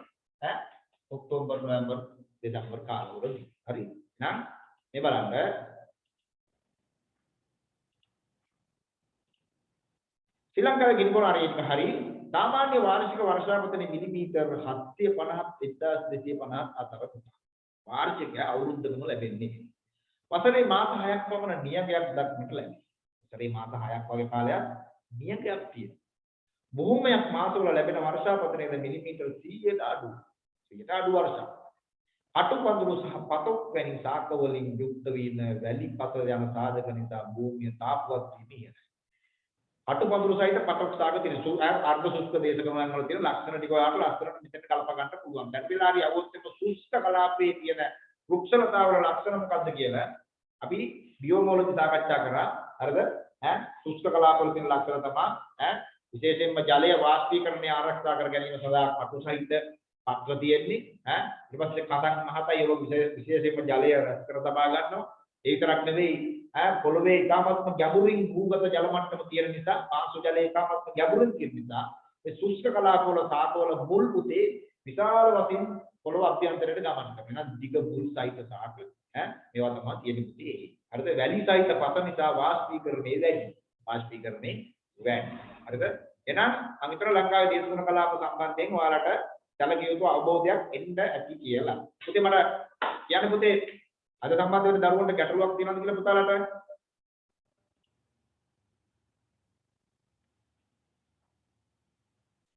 පුතාලා නෑ සර්. පුතේ මේ අවුලක් නෑනේ නේද? ඔව් සර් තේරුණා සර්. හරි. අපි යනවා ඉස්සරහට. දැන් මේක මේ අර ගිය සති කතා කරපු ටිකට එන්න ඕන ෆොටෝ එකක් පුතේ මේ ස්ලයිඩ් එක මාරු වෙලා අපි ගිය සති කතා කරානේ ගෝලීය උණුසුම් වීම යටතේ. දැන් අද වෙනකොට පුතේ අයිස්ලන්තයේ අයිස් දියවීමෙන් පවතිනවා. ඒක 7 ගුණයකින් වේගවත් වෙලා වගේ තමයි කියන්නේ. තිබ්බට වඩා. හරිද? ඒකට එන්න ඕන රූපරාමයක් මේ. ඊට පස්සේ පුතේ දේශගුණ වෙනස් වීම කෙරේ බලපාන භෞතික ක්‍රියාවලි තුනක් සාකච්ඡා කරන්න. ඒ ප්‍රශ්නේ තිබ්බේ. මෙවනම් පුතේ අපි කතා කරා උත්තර ලියපු නිසා තෝරාගත්තේ කොටසක් තමයි අපි උත්තර ලිව්වේ. මේකේ එල් නිනෝ ලා නිනෝ සම්බන්ධයනුයි ඊට පස්සේ සූර්ය ලක්ෂණ සම්බන්ධයෙන් මම හිතන්නේ නෝට් එකක් ලියවද පුතේ අපි හිටපු කට්ටිය කියන්නකො. ඔව් සර්. අපි නෝට් එක ලිව්වා නේ පුතා සූර්ය ලක්ෂණ සම්බන්ධයෙන්. ඔව් සර්. අනිකාගාර ආචරණයක් ලිව්වා නේ. ඔව්. එතකොට එල් නිනෝ ලා නිනෝ ලිව්වේ නෑනේ. නෑ සර් යමහා විදාරණය ලිව්වේ. මොකද පුතා? යමහල් විදාරණය. ඔව් හරි. දැන් පුතේ උතර අරගන්න ඕන පුතාලා ලංකාවේ දැන් ලෝකයේ දේශගුණ මේ වෙනස් වීම දේශගුණික වෙනස් වීම කියලා කියන්නේ අපි කිව්වා එන දීර්ඝ කාලයක් තිස්සේ මේ පවතින දේශගුණය කිසියම් වූ හේතුවකින් මේ කියන තත්ත්වයේ වෙනස් වීම තමයි දේශගුණික වෙනස් වීම කියලා කියන්නේ. අය අපිට ලොකුවට හිතන්න දේවල් නැහැ. පට්ටම සරලයි. සරලයි. හරි? ඕව මොනවාද අපි උඩ වඩා තේරුම් ගන්න අමාරු දේවල් තේරුම් ගන්නවානේ ඕක. ඒක තමයි. නිසා මේවල් ලේසි. හරිද?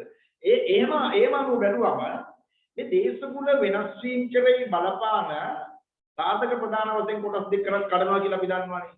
භෞතික සාධක සහ මානව සාධක. මානුෂ ක්‍රියාකාරී. ඒකෙදි දැන් භෞතික සාධකයට අපි කොටස් කීපයක් සාකච්ඡා කරා. යමහල් විදාරණය, සූර්ය ලප ක්‍රියාවලිය, හරිතාගාර ආචරණය මේ ආදි වශයෙන් අපි සාකච්ඡා කරා. මිනිසාගේ මැදිහත් වීමෙන් කරන දේවල් වල ඇටියට අපි කතා කරා. හරිද? ඔය වන විනාශය, ඊට පස්සේ මේ අර හරිතාගාර ආචරණ වායු වර්ග විමෝචනය, කර්මාන්ත වලින් පිටවීම, මේ ආදි වශයෙන් අපි කැලේ වලට කඩාගෙන මේක සාකච්ඡා කරනවා. එක ප්‍රශ්නයක් තිබ්බා භෞතික ක්‍රියාවලි දෙකයි මානසික ක්‍රියාවලි දෙකයි විස්තර කරන්න කියලා දෙක ලියුවා. ඒකෝට පුතේ අනේ මේ අද සම්බන්ධ වෙච්ච දරුවෝ ඉන්නේ දා පුතේ පුළුවන් නම් ගෲප් එකට දාන්න ඒ පරණ නෝට් එක. ඒකට ඒ ළමයිට බලා ගන්න පුළුවන් වෙනවා. දැන් පුතේ මේකේ විශේෂ කාරණාවක් ඇටියට තියෙනවා එල් නිනෝ සහ ලා නිනා සිදුවීම.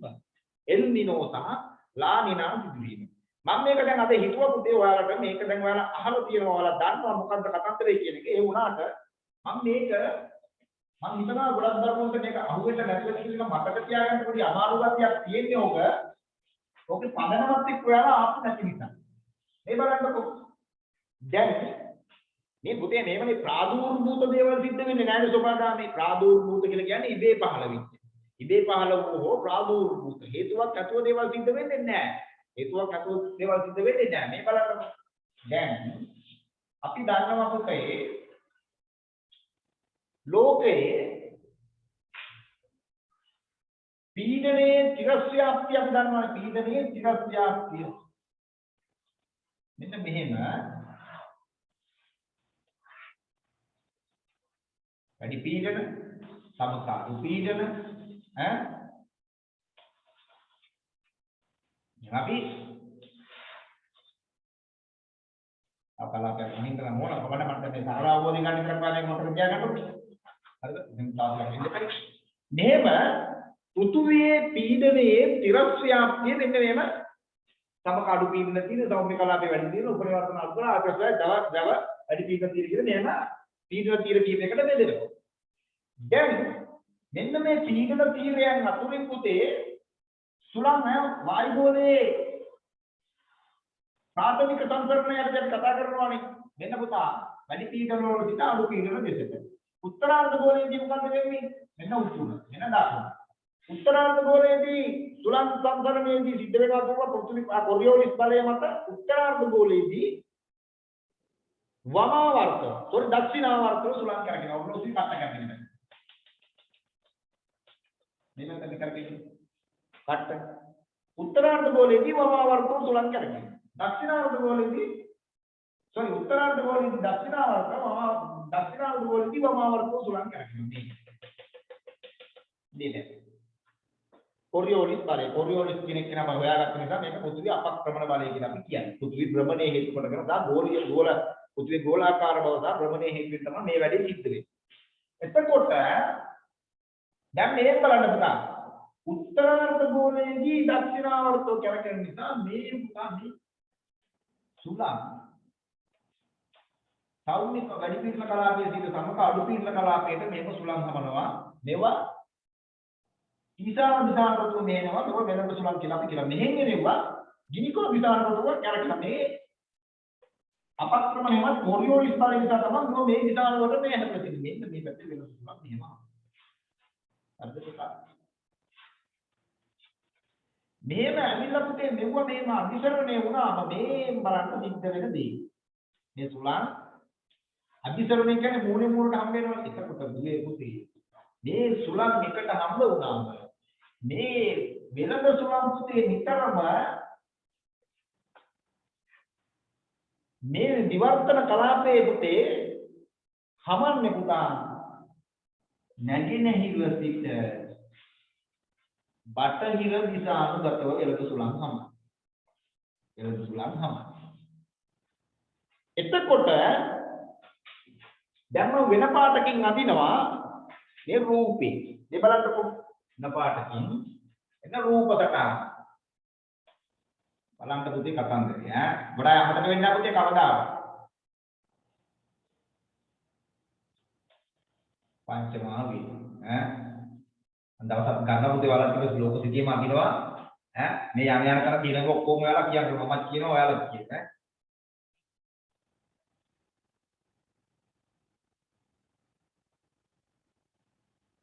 මෙන්න දකුණු ඇමරිකා හරි ඊට පස්සේ එච්චරයි අපිට ඕන මට පොඩි වැරදීමක් වුණා මෙහෙට ගන්න එනවා මට දැන් පුරුදු විදිහට නැටේ පුතා කතන්දරේ හරියටම ඔළුවට වදිනවා පුතේ පොඩි වෙලාවක් ගියත් කවන්න මෙහෙම බලන්න සිද්ධ වෙන දේ එළද සුලක් මෙහෙම එනවා හරිද දැන් එතකොට ලෝකේ ගෝලාකාරයිනේ පුතේ එහෙනම්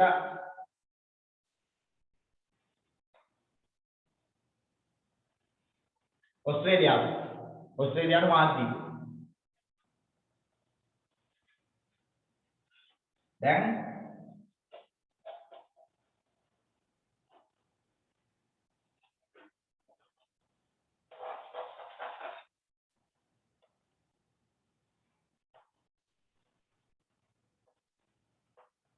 දකුණු ඇමරිකාව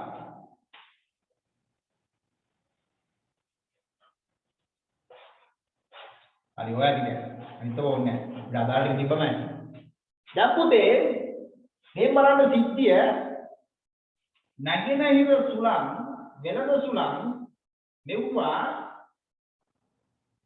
නිවර්තන කලාපයේදී එකිනෙක මූණ මූණ හමු වෙන අභිසරණය වුණාම විතරම පුතේ ලෝක ගෝලයේ ආදර්ශ ගෝලයේ නැගෙනහිර සිට බටහිර දිශාවකට තමයි පුතේ සාගර හරහා මේ සුළං දෝලණය වෙන්නේ මේ සුළං දෝලණය වෙන්නේ ඒක තමයි ස්වභාවය. හරි ඉන්නව නේද? ඒක තමයි ස්වභාවය. දැන් පුතේ මෙන්න මෙතන පුතේ මෙන්න මේ එල් නිනෝ සහ ලා නිනා ගැන මම මේ කියන්නේ යන්නේ. දැන් පුතා සමහරක් වෙලාවල වලට පුතේ මේ වෙනද සුළං අක්‍රීය වෙන අවස්ථාවන් තියෙනවා. එහෙම දේවල් වෙන්න පුළුවන් මොකද පීඩනීය මතනේ පුතා. මේ සුළං සංසරණය වෙන්නේ ගඩ වෙලා හරි මේ කලාපවලට සූර්ය කිරණ පතිත වීම මොකක් හරි හේතුවක් නිසා අඩු වුණොත් ඒව බලාපොරොත්තු හරි දේශගුණික තත්ත්වයක් වුණා. එතකොට මේ පීඩන අනුක්‍රමණ බලය අනුක්‍රමණ බලය අඩු පීඩන සහ වැඩි පීඩන අතර මේ විෂමතාවය අඩු වුණොත් ඒක සුළං වේගයෙන් කමක් නැතුව යන්න පුළුවන්.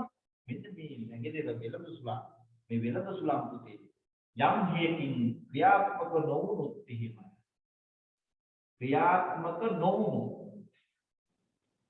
නම් මෙන්න පැසිෆික් සාගරයේ මෙතන පැසිෆික් සාගරේ ඕස්ට්‍රේලියාව සහ දකුණු ඇමරිකාව මෙතන පැසිෆික් සාගරේනේ ක්‍රියාත්මක නොවුනොත් දැන් ඔච්චර කල් සුළං මේ පැත්තට ගියේ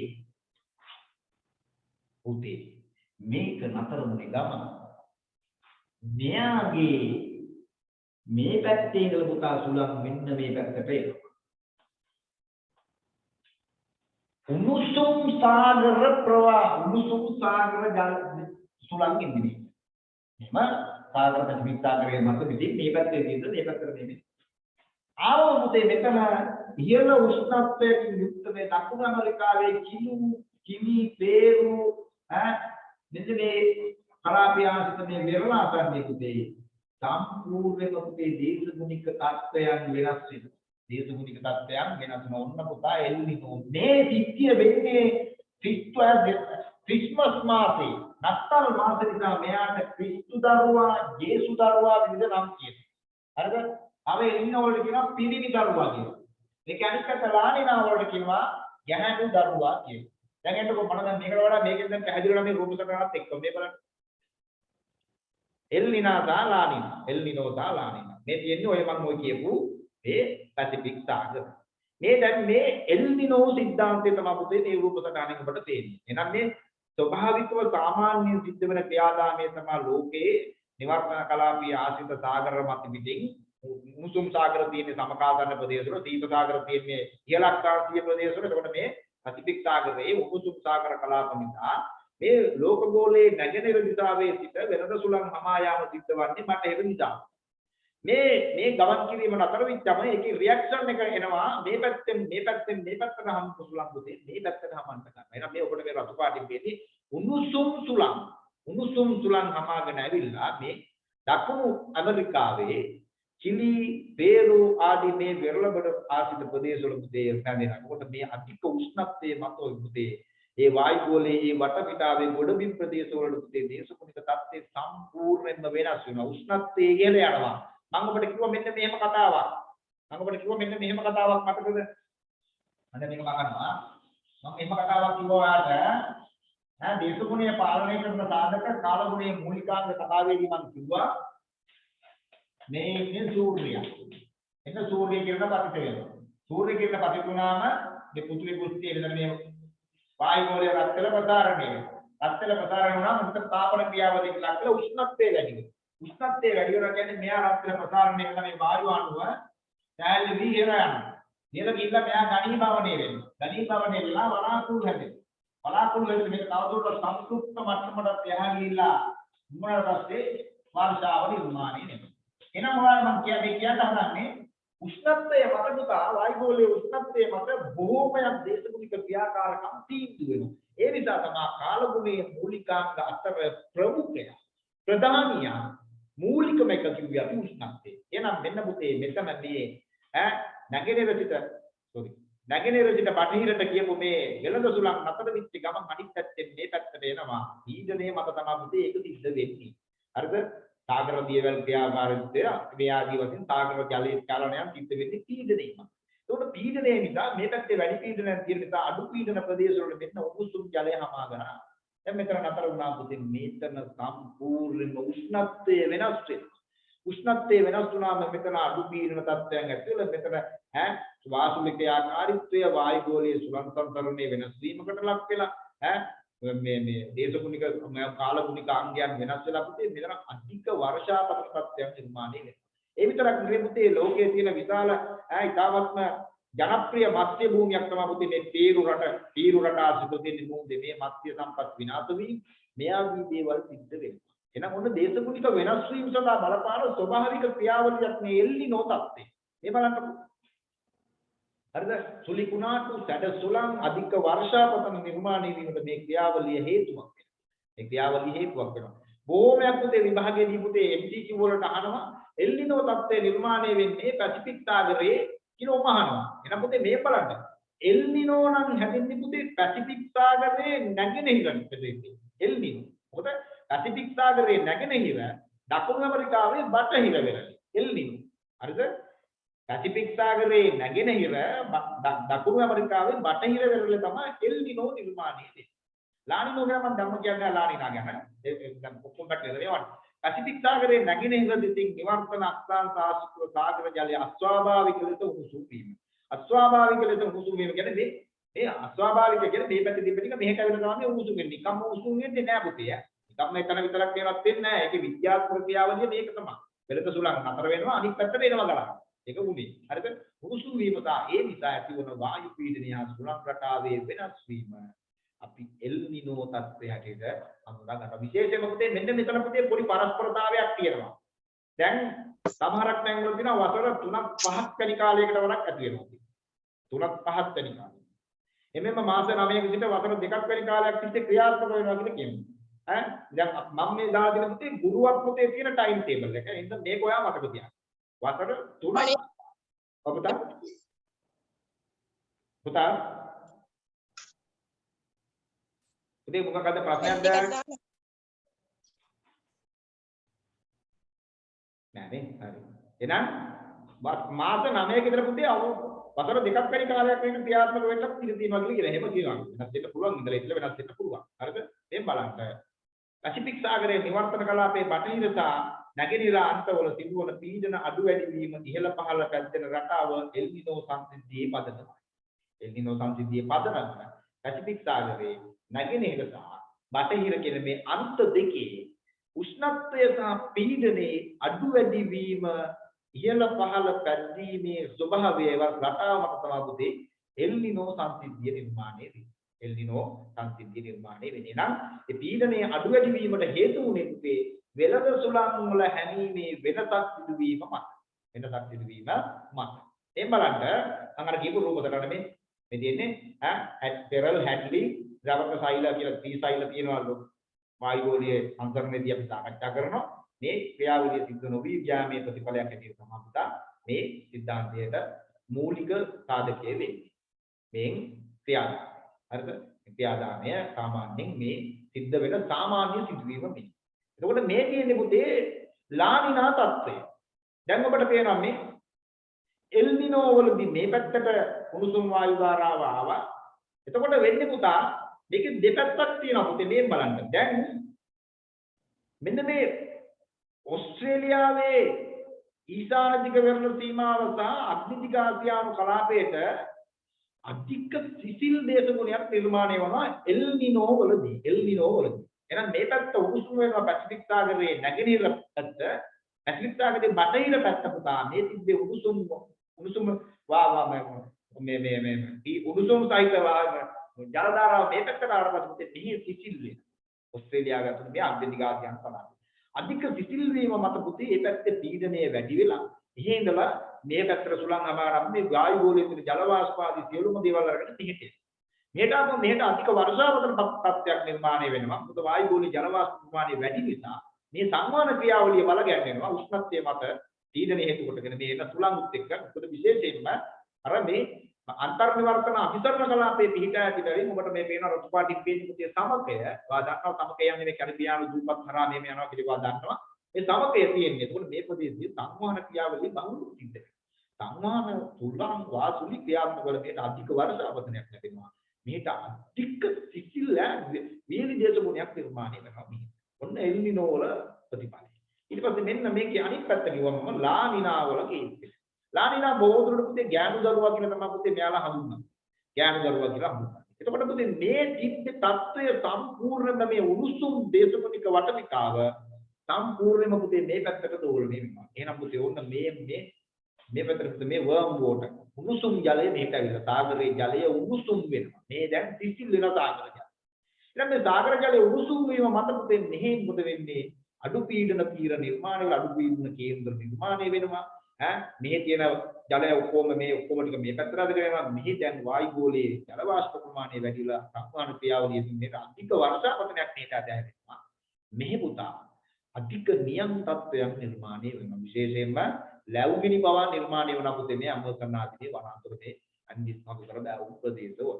එහෙනම් ඔන්න එල් නිනෝ සහ ලා නිනා කියන දෙක ඔයා හොඳට තේරුම් ගන්න ඕන පුතා. ලා නිනා කියන්නේ ගෑනු දරුවා, එල් නිනෝ කියන්නේ පිරිමි දරුවා කියලා ව්‍යවහාරයේ තියෙනවා. නත්තල් සමය ඇති වෙන නිසා මෙයාට කියනවා පිස්සු දරුවා, ජේසු දරුවා ආදී වශයෙන් විවිධ නම් වලින් මේක හඳුන්වනවා. එල් නිනෝ සංසිද්ධියේ පසුබිම මම දැන් පැහැදිලි කරා. ලෝකයේ නිවර්තන කලාපේ ප්‍රතිචිත්තා ගලාසුක මේ සාමාන්‍ය ස්වභාවික ක්‍රියාවලිය වන්නේ විසාගර හරහා ජලය අර පැත්තට ගලා යනවා. ඒක වෙනස් වෙන ගමන් තමයි පුතේ මේ බටහිර දකුණු ඇමරිකාවේ ගෝතමාලා පිළුම් චිලි ඉක්වදෝරිය රටවල් ආශ්‍රිතව සාගර ජලය එකවර උෂ්ණත්වයේ ඉහළ යන්නේ. පුතේ මේ එල් නිනෝ සම්බන්ධයෙන් අපි දැන් ලියමු. අරගේ අහනවානේ පුතේ මේ ප්‍රශ්නේ අහනවානේ දේශගුණික වෙනස් වීම සඳහා බලපාන ස්වභාවික ක්‍රියාවලිය කියන්නේ කියලා අපි දැන් ගොඩක් දේවල් ලියලා තියෙනවා. සූර්යලප ලිව්වා, හරිතාගාර ආචරණය ලිව්වා, යමහල් ක්‍රියාකාරීත්වය ලිව්වා. දැන් මේ එල් නිනෝ ලා නිනා සංසිද්ධිය කියලා ලියන්නේ. එල් නිනෝ ලා නිනා සංසිද්ධිය.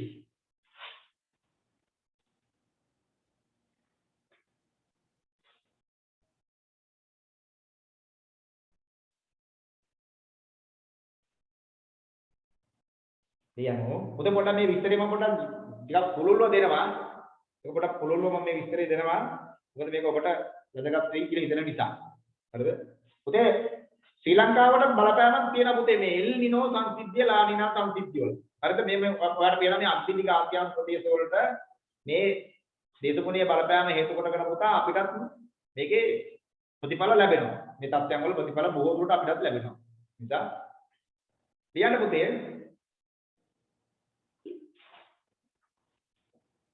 ලියමු.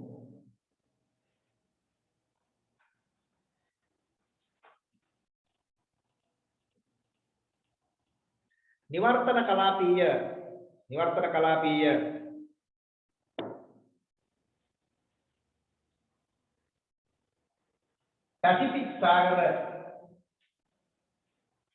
පැසිෆික් සාගරය තුල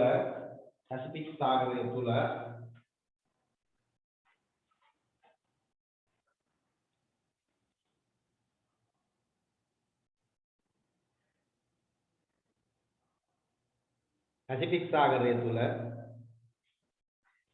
ක්‍රියාත්මක වන සාමාන්‍ය ක්‍රියාවලිය වන්නේ සාමාන්‍ය ස්වභාවික ක්‍රියාවලිය වන්නේ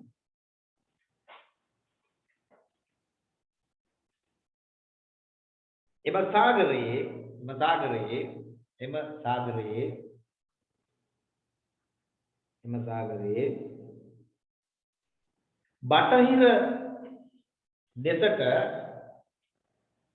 බටහිර දෙසට ගෝලීය වෙළඳ සුළං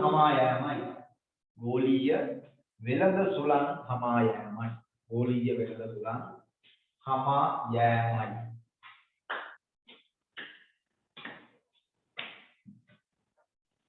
නමුත් නැගෙනහිර වෙළඳ සුළං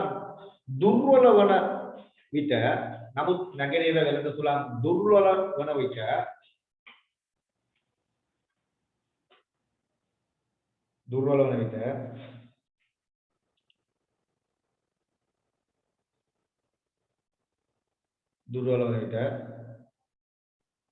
පැසිෆික් සාගරයේ බටහිර දෙසට ගෙන යනු ලැබූ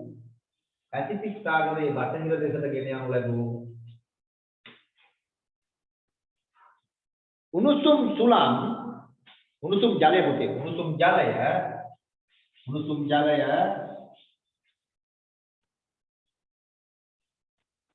නැවත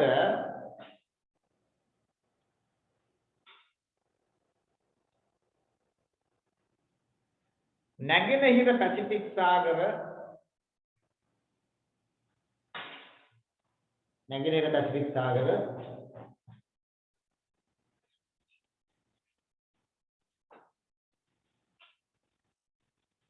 දකුණු ඇමරිකානු බටහිර වෙරළ දෙසට රැගෙන එනු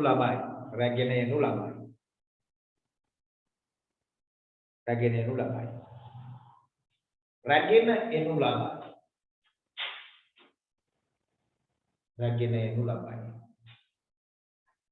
මෙම ක්‍රියාවලිය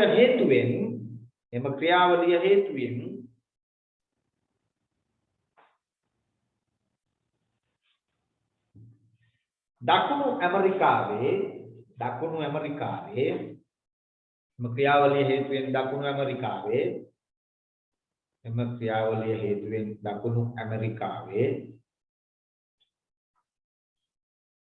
ගෝතමාලා කමාදාලයට පිරු චිලි ඉක්වදෝර්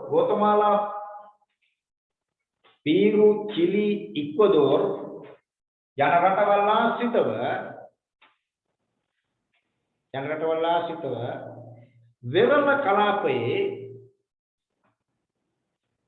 වෙරළ කලාපයේ සාගර ජලය මන්දිහන්දා මං හැඬුවා. වෙරළ කලාපයේ සාගර ජලය අනන්‍ය මතත් එපා. සාගර ජලය එකවර අධික ලෙස උණුසුම් තත්වයකට පරිවර්තනය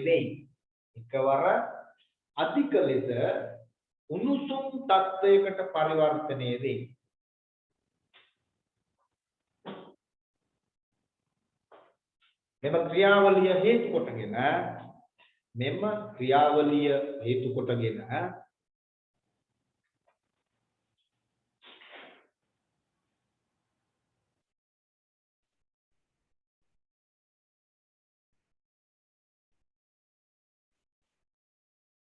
මෙම ක්‍රියාවලිය හේතු කොටගෙන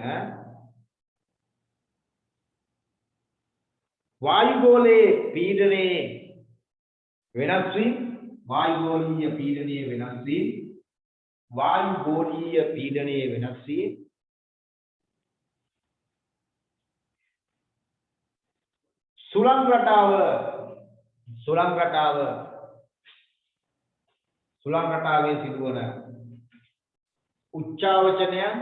සුළං රටාවේ සිදුවන උච්චාවචනයන්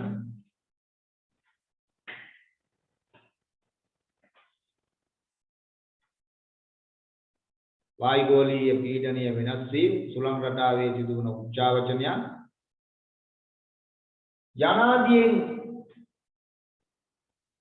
යනාදීන් යුක්ත වූ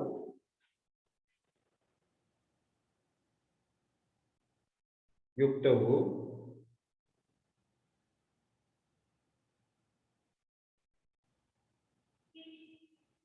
ක්ෂණික දෝලන ස්වરૂපයන් ක්ෂණික දෝලන ස්වરૂපයන් එල් නිනෝ තත්වය ලෙස හඳුනාගත හැකිය. එල් නිනෝ තත්වය ලෙස හඳුනාගත හැකිය. එල් නිනෝ තත්වය ලෙස හඳුනාගත හැකිය. විශේෂයෙන්ම දෙකලියමෝ විශේෂයෙන්ම නත්තල් සමයේ ක්‍රියාත්මක වන බැවින් විශේෂයෙන්ම නත්තල් සමයේ ක්‍රියාත්මක වන බැවින්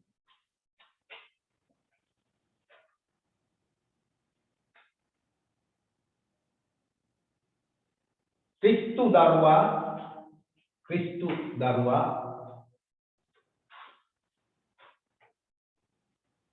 වරහන් තුන ජේසු දරුවා කියලා දැම්මා. ජේසු දරුවා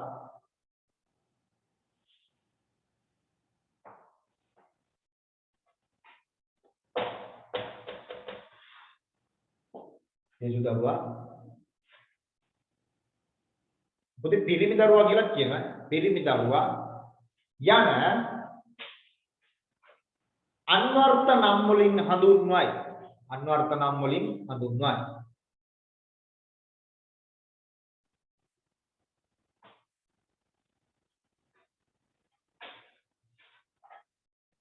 සෑම වසර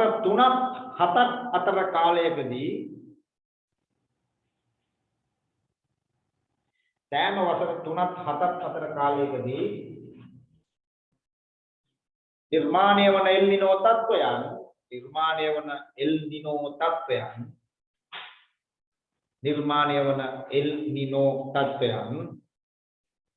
නිර්මාණය වන එල් නිනෝ තත්වයන්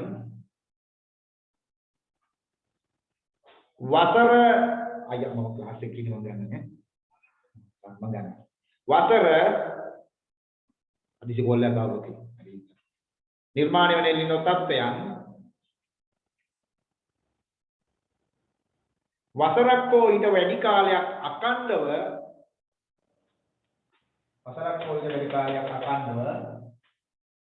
ක්‍රියාත්මක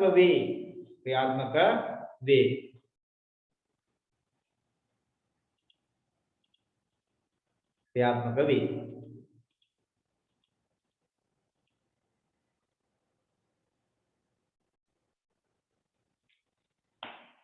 උදේ එල් නිනෝ වල ප්‍රතිඵල දැන් මේ ප්‍රතිඵල ලියනකොට එල් නිනෝ වලින් කියන බලපෑම මොකක්ද කියන කාරණේදී ඔයාලට ලානිනෝ සම්බන්ධයෙන් අදහසක් එනවා. ඒකට ඔයා ඔය උත්තරේදී ලියන්න ඕන එල් නිනෝ තත්වයේ ප්‍රතිවිරුද්ධ ක්‍රියාවලිය තමයි පුතා ලානිනා. එල් නිනෝ එක කියන්නේ එල් නිනෝ වලදී පැසිෆික් සාගරයේ නැගෙනහිර ප්‍රදේශයේ සාගර ජලයේ උණුසුම් වීම හේතු කොටගෙන නිර්මාණය වන තත්ත්වයන් වලට අපි එල් නිනෝ කියලා කියනවා. එහෙනම් මේ එල් නිනෝ තත්වයෙන් බලපෑම ඇති වෙන්නේ වැඩිපුර කියන්නේ ජලයේ උෂ්ණත්වය වැඩි වෙන්නේ මේ දකුණු ඇමරිකාවේ බටහිර වෙරළේ. පීරු, චිලි, ඉක්වඩෝර්, ගෝතමාලා කියන මේ රටවල් වලට තමයි විශේෂයෙන් බලපාන්නේ. විශේෂම කාරණේ තමයි ඔය පීරු කියන රටේ තියෙන විශාල දීවර සරු අස්වැන්නක් ලැබෙන දීවර බිමක් මෙතන. මේ සම්පූර්ණ ලක්ෂ ගණන් වලින් ඉන්න මත්ස්‍ය පැටවු මැරලා පුතේ කාලේ. ඒකට දීවර කර්මාන්තය එතන බින්ද වැඩි. හරිද? අධික වර්ෂාපතනයක් කියන නායම් ගංගාතුර ගැලීම් මේ ආදී වශයෙන් විශාල වර්ෂාපතනයක් දකුණු ඇමරිකාවේ බටහිර වෙරළට හම්බෙනවා. එල් නිනෝ වල. ඔයා මතක කරගන්න එපා දකුණු ඇමරිකාවට මේව වර්ෂාපතන තත්ත්වයක් නිර්මාණය වෙනකොට එල් නිනෝ වලින් අර ඕස්ට්‍රේලියාවේ ඊශාන කෙළවර සහ අන්තිමික ආසියානු ප්‍රදේශවල පුතේ අධික සිසිල් දේශගුණයක්. අධික මේ වියලි දේශගුණයක්. ජලවාෂ්ප වලින් තොරයි. හරිද? අධික වියලි දේශගුණ නියංකත් එහෙට කියනවා. ඒ ලැබුගිනි ජල ඩිංගය ඇතිවීම විශාල වශයෙන් ඒ නියක තත්ත්වයක් නැති වෙනවා. මේක දින වැදගත් කාරණයක් පුතේ පටන් ගන්නතර පස්සේ වසරක් හෝ වසර දෙකක් අඛණ්ඩව ක්‍රියාත්මක වෙනවා මේ. අන්න ඒකයි බලපෑම. මේවා දේශගුණික විපර්යාසයන් වලට හේතු වෙනවා. එතකොට ඔය අග්නිදිග ආසියානු ප්‍රදේශයේ සහ ඕස්ට්‍රේලියාවේ ඊශාන දිශාවන් වලට බලපාන මේ ක්‍රියාවලිය ආසියානු කලාපයටත් මේක තර්ජනයක් වෙන අවස්ථාවක් තියෙනවා. වායු සම්පූර්ණ සමස්ත මේක ඔක්කොම සිස්ටම් එක එකයිනේ. වෛගෝලීය පද්ධතිය කියලා කියන්නේ මේක ඇතුලේ මේ සිදුවෙන සිදුවීම් මේ සමස්තයකම යම් ආකාරයකින් බලපෑමක් එල්ල වෙනවා. ඒ නිසා අර තත්ත්වයට අවබෝධ වීම කරනවා ඔයා දැන් මේක ලියපු එල් නිනෝ වල ප්‍රතිඵල මොනවා? එල් නිනෝ වල ප්‍රතිඵල මොනවද කියලා කියනකොට එල් නිනෝ වල සිදුවන බලපෑම් එල් නිනෝ හරහා සිදුවන බලපෑම් කියලා අපි ලියමු.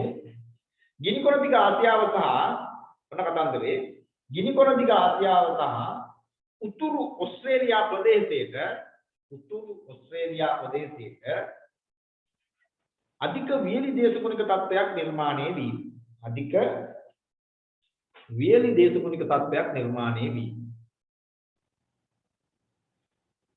වරහන් ඇතුළේ ලියන්න ලැබුගිනි විශාල නියඟ ජල හිඟ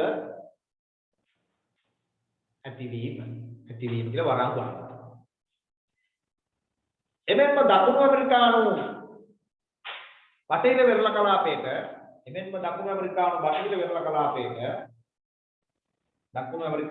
වෙරළ කලාපයක අධික තෙත් දේශගුණයක් නිර්මාණය වීම හරහා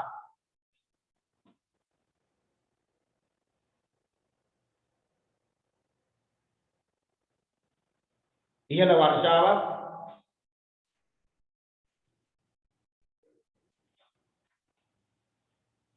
ගම් වතුර තත්ත්වයන් හට ගැනීම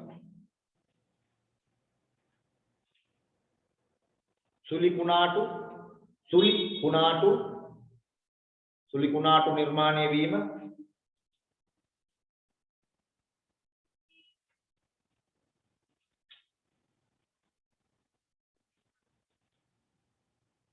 මත්ස්‍ය සම්පත විනාශ වීම වැනි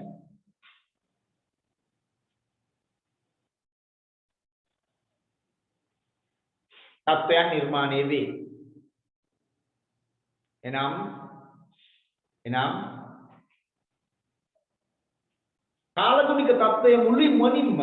කාලගුණික තත්ත්වය මුළුමනින්ම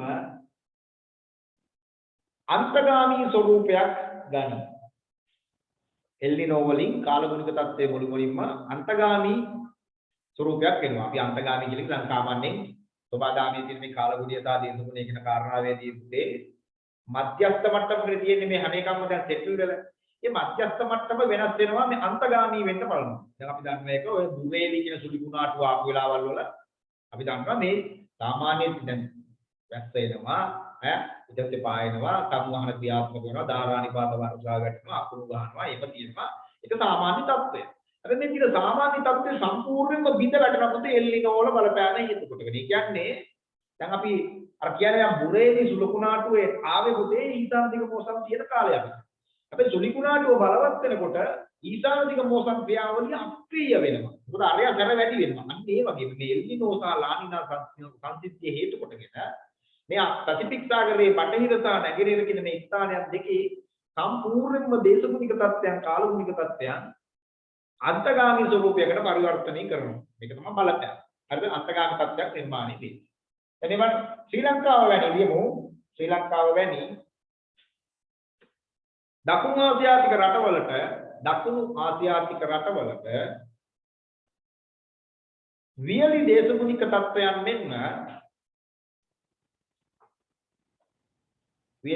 තත්ත්වයන් මෙන්ම බොහෝ දේශගුණික විපර්යාසයන්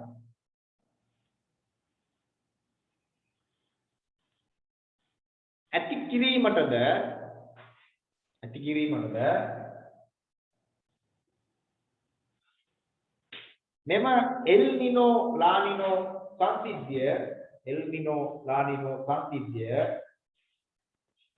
ප්‍රබල සාධකයක්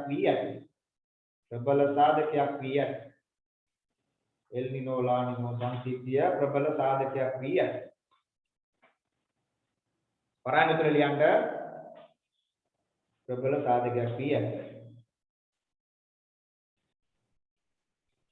වරාංගතර ලියන්න සංවහන ක්‍රියාවලියට බාධා පැමිණි. සංවහන ක්‍රියාවලිය මුළුමනින්ම වෙනස් වෙනවා.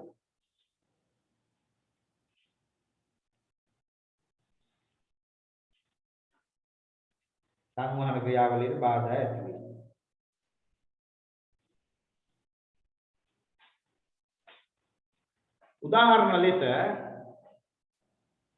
උදාහරණ ලෙස මේ පොතේ මේ උදාහරණ මේ ඉතාමත් වැදගත්. මොකද සම්පූර්ණ පොතේ ගුරුවත් පොතේ තියෙන උදාහරණ මේ ගුරුවත් පොතේ ජාතික අධ්‍යාපන ආයතනයෙන් ප්‍රකාශයට පත් කරන පොතේ තියෙන මේ උදාහරණ මෙවුවා ඉතාමත් වැදගත්. මේ මෙවුවා විශේෂයෙන්ම උත්තර පත්‍රයේ බලනකොට විශේෂයෙන් කවුන්ට් වෙන කාරණා මේවා. උදාහරණයි 1997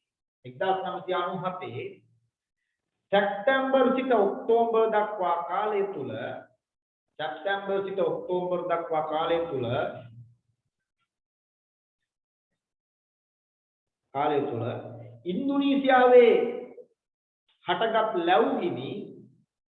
ඉන්දුනීසියාවේ හටගත් ලැබුගිනි තත්ත්වය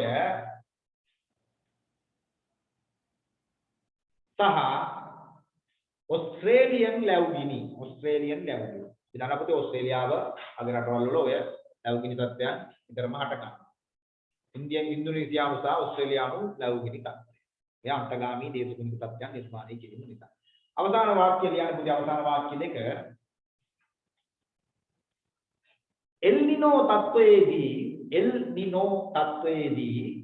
එල් නිනෝ තත්ත්වයේදී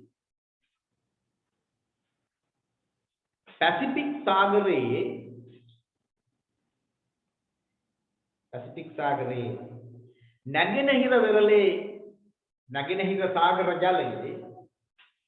නැගෙනහිර සාගර ජලයේ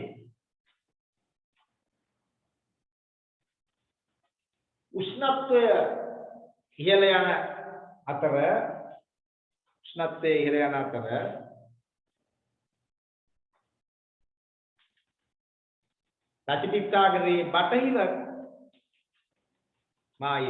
පැසිෆික් සාගරයේ බටහිර මම ඔබ දෙන්නේ පුතේ ඔයාලට MCQ වලදී chance එකක් තියෙනවා. පැසිෆික් සාගරයේ බටහිර මායිමේ සාගර ජලයේ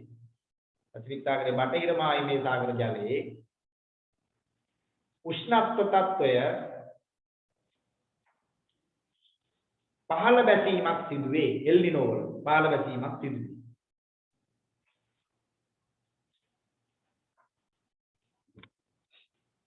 නමුත්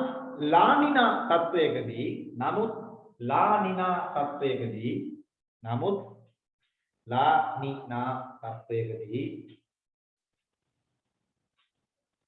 සිදුවන්නේ ඊට ප්‍රතිවිරුද්ධ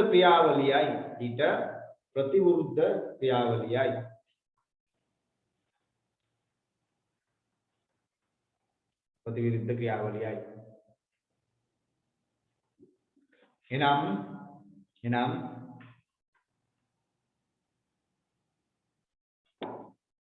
එල් නිනෝ උණුසුම් කළ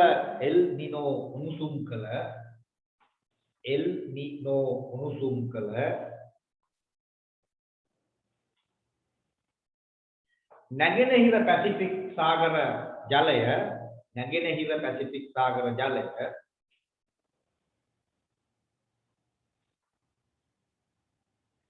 පැසිෆික් සාගර ජලය ලානිනාවලදී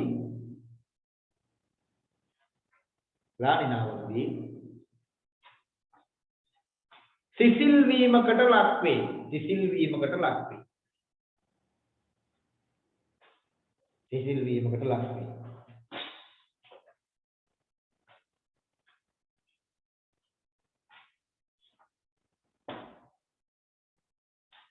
නමුත් බටහිර පැසිෆික්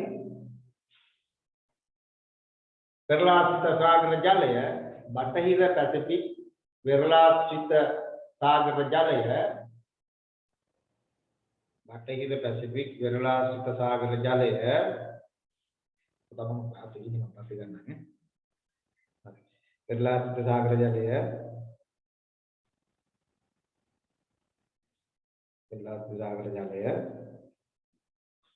අධික ලෙස උණුසුම් වීමක් සිදුවේ.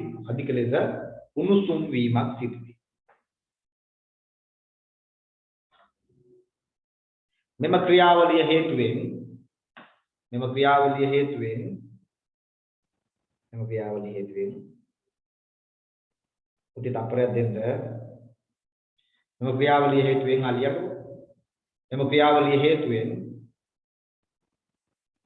ඔස්ට්‍රේලියාවේ උතුරු ප්‍රදේශ සහ අග්නිදිග ඔව් පුතේ ඔව්. ඔව්. ආ ආ.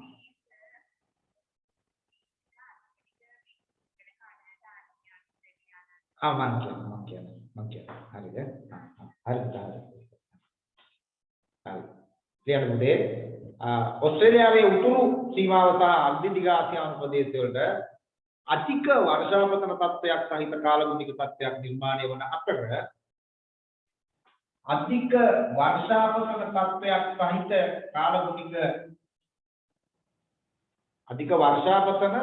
කාලගුණික තත්ත්වයක් නිර්මාණය වන අතර වර්ෂාපතන කාලගුණික තත්ත්වයක් නිර්මාණය වන අතර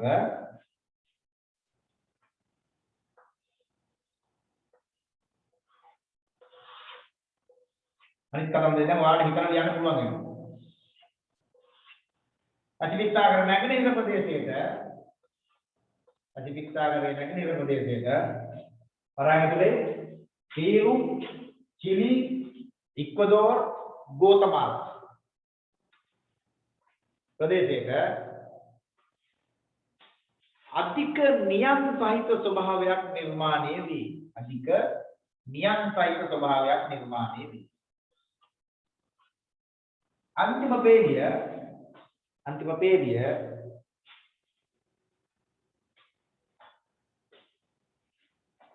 ඒ අනුව පැසිෆික් සාගරයේ බටහිර සහ නැගෙනහිර අන්තයන් දෙකේ පැසිෆික් සාගරයේ බටහිර සහ නැගෙනහිර යන අන්තයන් දෙකේ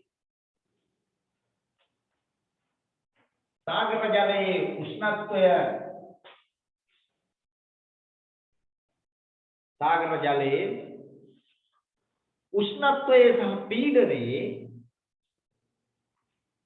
උෂ්ණත්වය සහ පීඩනයේ ඇතිවන දෝලනයන්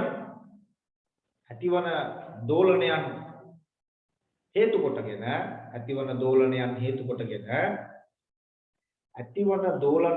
කොටගෙන නිර්මාණය වන එල් නිනෝ සහ ලානිනා තත්ත්වයන්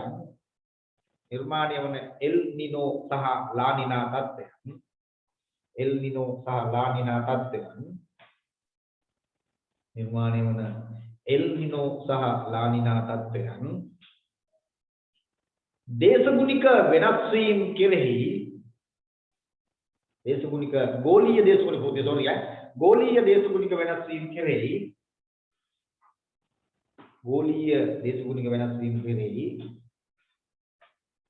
ප්‍රබල බලපෑමක් එල්ල කරන බව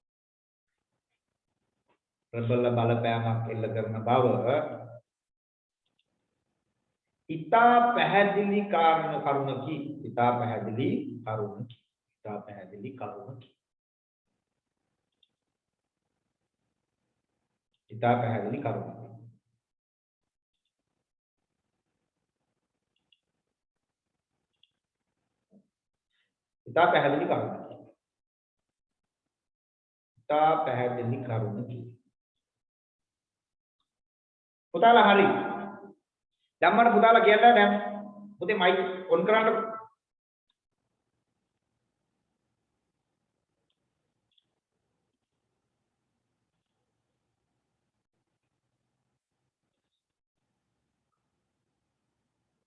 හරි.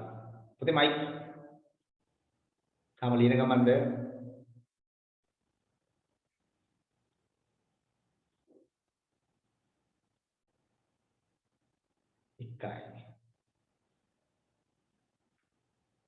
දැන් පුතේ මට කියන්න මේ ගැටලු තියනවාද කියලා මොනවා හරි.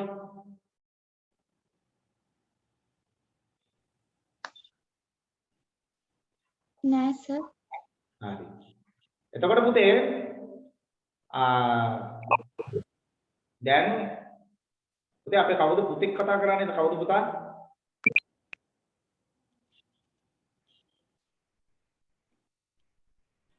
පුතා කවුද පුතෙක් හිටියානේ දෙකෙන්. කොල්ල වැඩි කතා කරන්නේ. ඉසුරු.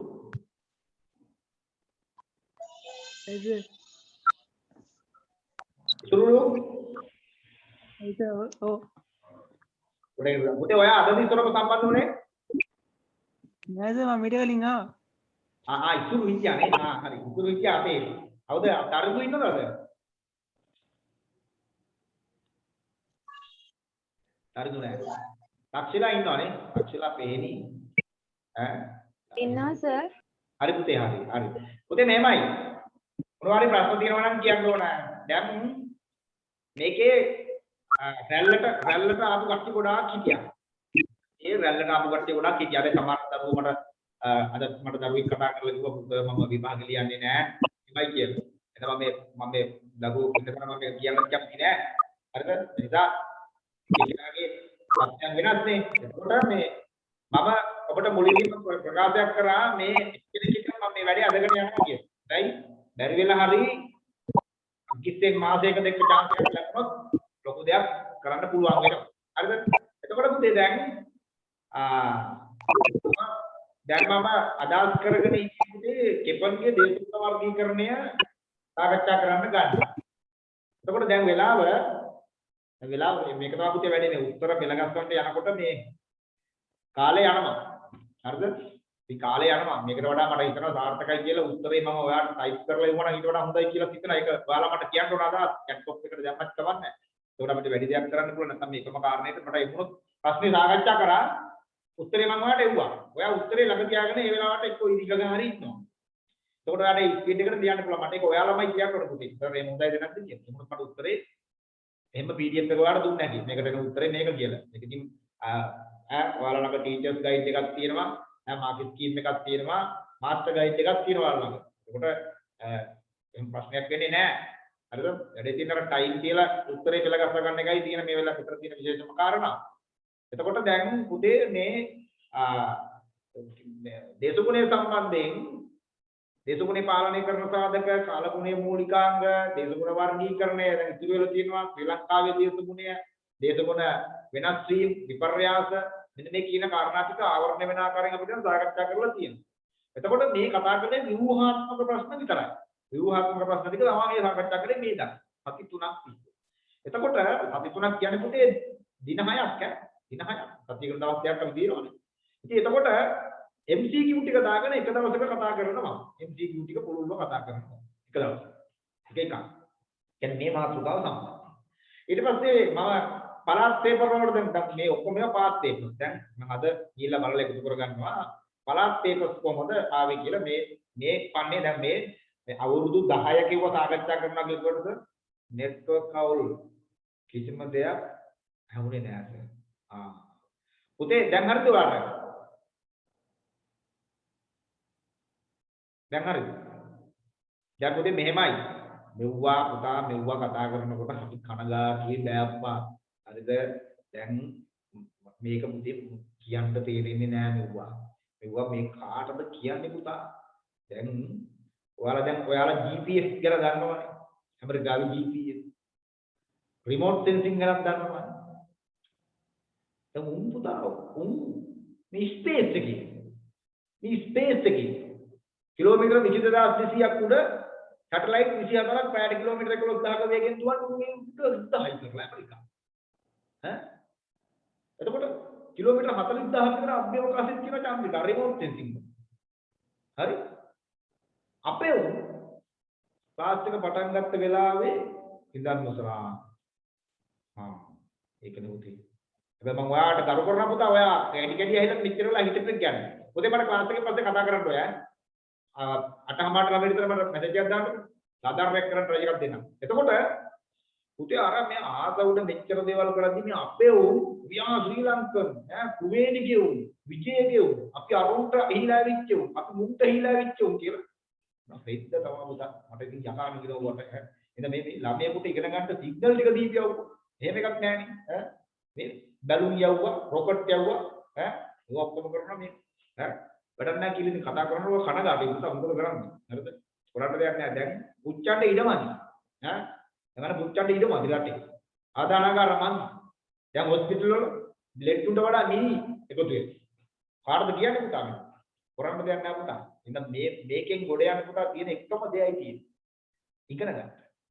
ඉගෙනගෙන කැම්පස් එකට ගිහිල්ලා හොඳ මේ ආටිෆිෂල් ඉන්ටෙලිජන්ස් දැන් කෘත්‍රිම බුද්ධියට අවශ්‍ය සබ්ජෙක්ට් එකක් කරන්න පුතේ ස්පෙෂල් එකක් කැම්පස් එකට ගිහිල්ලා. මේ කෘත්‍රිම බුද්ධිය වෙනුවෙන් chance එකක් තියෙන සබ්ජෙක්ට් දෙක තුනක් තෝරන්න ස්පෙෂල් එකක්. ස්පෙෂල් එකක් කරලා මිනිස්සෙක් මේ රටේ මේ ලෝකේ ලෝකේ. ඔයාලා ගෝලීයකරණය ගැන පුළුල්ව සාකච්ඡා කරපු කට්ටිය කර්මාන්ත පාඩමේදී හොඳටම දැනෙනවා ඇති අපි සහ අනිත් කර්ම ලෝකේ රටවල් අපිත් දැන් එක සාකච්ඡා කරමු ඉදිරියේදී කර්මාන්ත සම්බන්ධයෙන් ලෝකේ රටවල් කොහෙද අපි කොහෙද කියලා මහ ලොකුවට කෑ ගැව්වට ඉන්නේ බැරිකමක් නෑ මේකේ පාලකයෝ විතරයි අසමත් මිනිස්සු බාන්න පුතේ කොච්චර මහන්සියලා සුද්ධ හම්බ කරන්න කියලා මිනිස්සු එක් එක්කක් කම්මැලි නෑ එක් කම්මැලි නෑ ඔක්කොම උදේ පාන්දර මිනිස්සු නැගිටිනවා පුතේ කඩියෝ වගේ මිනිස්සු බලන්න කඩියෝ උදේ පාන්දර පාරකට ඇවිල්ලා බලන් ඉන්න පුතේ ඔයාලා දැන් අපි දැන් අපේ මේ ඉන්න හරියම පුතේ ප්‍රධාන මාර්ගයක් කියන්නේ කොළඹ අම්පාර ත්‍රිකුණාමලය ඔය හැම පැත්තටම යන මහර මෙහෙම යනවා ලංකාවේ පළාත් ඔක්කොටම යන වාහනේ මේ පාරේ යනවා උදේ පාන්දර පාරට ආපු පුතේ මිනිස්සු මේවා බැඳගෙන ඔළුවට බැඳගෙන සීතලට පින්නට එන්න බස් වල පුතේ කිටි කිටි එදින ඒ වැඩට යනවා පුතා දැන් පුතේ ඉස්සර වගේ නෙවෙයි මේක මේක තත්ත්වයක් තියෙන පුතේ ඉඳලා ඉගෙන ගන්න පුතේ ඉගෙන ගන්න මිනිස්සු වෙන්න බෑ පුතේ නැත්තම් මේකේ මිනිස්සෙක් නම් වෙන්න බෑ තමන්ට වේදම් කරපු අතපය හදපු කණ්ඩ මොණ්ඩ දීපු දෙමව්පියන්ට පොත ගුණ නම් සලකන්න වෙන්නේ නෑ පුතේ පොත ගුණ සලකන්න වෙන්නේ නෑ මේ යන විදියට හරිද අම්මගේ චීත්තේ කපල ගවුම මහගන්න වෙන්නේ දරුවන්ට රෙදි ගන්න වෙන්නේ නෑ අම්මගේ චීත්ත කප මිනිසුන්ට අදුම් මහල දෙන්න වෙන්නේ නමුත් තත්ත්වය මොකද්ද පුතා කලිසමේ බොත්තම ගලවලා ෂර්ට් එකට අල්ලනවා ෂර්ට් එකේ බොත්තම් ගලවලා කලිසමට අල්ලනවා වෙඩින් එකක් ආවම අරේ තිබ්බේ අරේ තිබ්බේ එකම මාළි බැංකුවේ තියලා ඒකෙන් සල්ලි ටිකක් කරන් අදුම් ටිකක් අරගෙන ඒ සල්ලි වලින්ම ගිහිල්ලා ඉමිටේෂන් මාළේ මුද්දු කුයිදාගෙන වෙඩින් එකට යනවා 1000 ප්‍රශ්න මිනිසුන්ට පෙන්නන්නේ නැතු සමාජයේ අභිමානයේ ආරක්ෂා කරගන්න ඕන නම් මිනිස්සු එහෙම ගියාට පස්සේ පට්ට දුක් කන්දවල පුතේ ඇතුළවල තියෙන දුක් කන්දවල තියෙන ඉඳලා මේකෙන් ගොඩ යන්න නම් ඉගෙන ගනින් පුතේ වෙනනම් නෑ පුතා වෙන විකල්ප නැත හරි මේක දැන් මෙතෙන්ට වතුර ගාලා තියෙනවා මිලි දශම ගානයි තියෙන්නේ අර කතාවකුත් තියෙනවා පුතා නහයට වතුර ගැලුවම පුතේ උඩින් ගියත් එකයි පහලින් ගියත් එකයි දැන් යන්නේ කොහෙන්ද කියලා වැඩක් නෑ පුතා වතුර ගලලා තියෙන්නේ වතුර ගලලා තියෙන්නේ ඉතින් මේකෙන් ගොඩ යන්න නම් පුතේ මෙන් වැන්දා ඉගෙන ගන්න විභාගයේ ඉහළින් පාස් වෙනවා ඉහළින් පාස් වෙනවා මම මේ එහෙම කියන්නේ පුතේ ආදරේ ඉහළින් පාස් වෙනවා නැත්තම් පුතේ අනාතම අනාතයි අර අපි වචනෙන් කියන සදා සුක්ති පුතා සදා සුක්ති බවක් පුතේ නෑ සදා සුක්ති නිසා ඉගෙන ගන්න වෙනවා පුතේ එහෙනම් පුතේ පන්තියේ වැඩ කටයුතු අවසන් කරන වෙලාව අවසන් නිසා සිරුව දෙනාට පුතේ ජය වේවා පුළුවන් තරම් පරිස්සමින් ඉන්න පොසිටිව් නොවි ලබන සතිය වෙනකන් ඉන්නකො ලබන සතිය ආපහු ගිහුම් ඊළඟ සතිය වෙනකන් පොසිටිව් නොවි ඉන්න කියලා පොසිටිව් නොවේවා නිදුක් නිරෝගී වේවා ජය වේවා පන්තියේ වැඩ කටයුතු